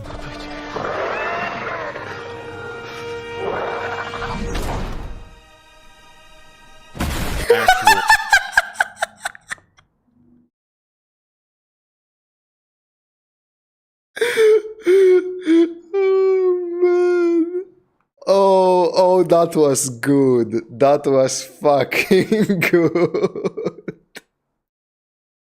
Art. Home run! No shot. And it's like such a cliche that you expect that, oh, he's gonna eat him, and the dinosaur is just like, fuck you trying to do? Get the fuck out of here. Most pointless sacrifice in film history. Imagine if Gandalf slipped off that bridge and did nothing to stop the Balrog. Whoops. Damn, rest in peace, I guess. Well, Godzilla 2014 was a good introduction to it. Remember when Gandalf pretended to die only to, like, steal the fucking all of the exp from that Balrog to, like, level up, so the rest of the party doesn't get it? Bro was, like, fucking trolling his party. American Godzilla. Kong Skull Island showed what the MonsterVerse was really going to be. Pretty good. Like, no, really, that's all it took. After a decade of cinematic universes, how many didn't implode after the second film? The DCEU's second outing was Batman v Superman. Lamau. Do you bleed? The Dark Universe didn't even have one. When it came to cinematic universes, having a good second movie was rare, especially one so tonally different from the first. And even better, it took this classic movie character and expanded his mythos to make him work within this new shared universe, laying the groundwork for the Hollow Earth, the Iwi, Kong's size, and the fact these two will inevitably clash. This feels like a world where Godzilla and Kong could coexist. But it also did the most important thing. It made Kong likable. Kong is immediately someone you want to root for, even after his introduction was killing a bunch of soldiers. I am a Kong fanboy all the way. I think maybe that's why I'm fine with— That is one fucking creepy, I'm assuming, ape costume. That's a good interpretation. Mages really have no shame. It's no wonder they're always so broken. Yeah, because they're fucking stealing XP where they can, man. And like, mages are always like, oh, we're gonna keep this knowledge away from you, you fucking hobbit freak. Fuck off. I'm gonna lock myself in the tower and ponder the orb.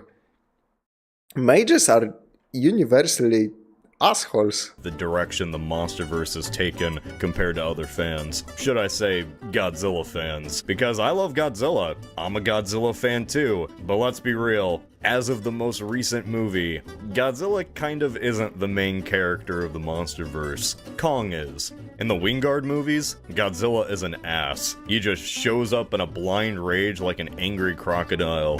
The only thing that curbs his rage is attacking the main antagonist. Kong, meanwhile, has been made to be very sympathetic. He's usually just defending himself. Godzilla's just along for the ride. Sometimes he just randomly falls into the plot. But that isn't to say Godzilla was completely left in the dust. End credit scenes today have really lost their appeal. But I remember a younger time, a more innocent time, when I was hyped by some of these end credit scenes. But nothing compares to the end credit scene of Skull Island. Because like I said in the Godzilla video, I loved Destroy All Monsters. Every Toho monster was a core part of my childhood. So you can imagine how I felt when I saw that.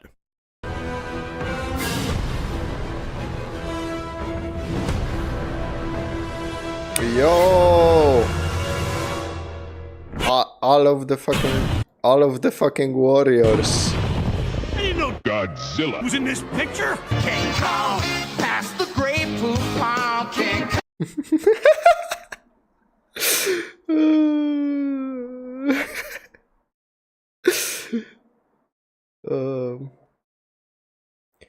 Me playing the second D&D arcade game and holding onto Meteor Swarm so I can always get the credit for killing the final boss.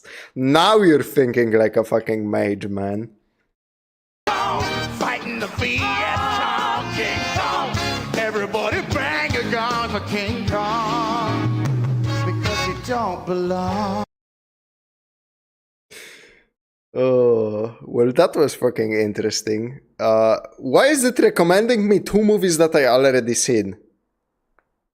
What the fuck? Or maybe he manually set this one to always show this to, I guess. I don't know. But if it's like YouTube-based recommendations, then those are some fucking bad recommendations, brother. Because I already seen them. And yeah, that's it for today, boys. Kong Skull Island Ape Apocalypse Now by PointlessHub. Really fun movie channel. Really entertaining stuff, I gotta give it to him. And yeah, that's everything for me today for both the stream and the video if you're watching later. So yeah, thank you for joining me. And like, holy, this stream was longer than I expected. I thought we were gonna wrap up in like 3 hours, but I love yapping. What can I say? I speak that Japanese, man, and like the banter with chat is always distracting me in a good way. So yeah, YouTube loves recommending things that you just watched for some reason. Yeah, kind of true. Another big stream. Thank you for being part of it. I'm gonna go watch some Reboot. That is a good choice. I might ponder that too. I still recommend the Crashing Fall of Reboot for another good video if you're interested. And Shogo Mobile Armor Division for Mandalore. I will get that Mandalore into the watch later, and I need to watch like a bit of Crashing Fall of Reboot to see if it's like different enough for me. Take care of yourself. Next week you'll need brain cells for Adam. I kinda wanna recommend worst Soviet concept cars. Okay.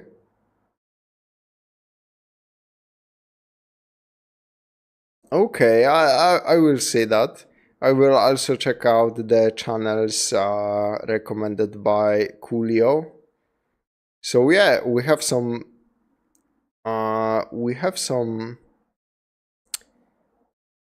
recommendations to get through, so I will sort them out before the next stream, and you will see the lineup before then.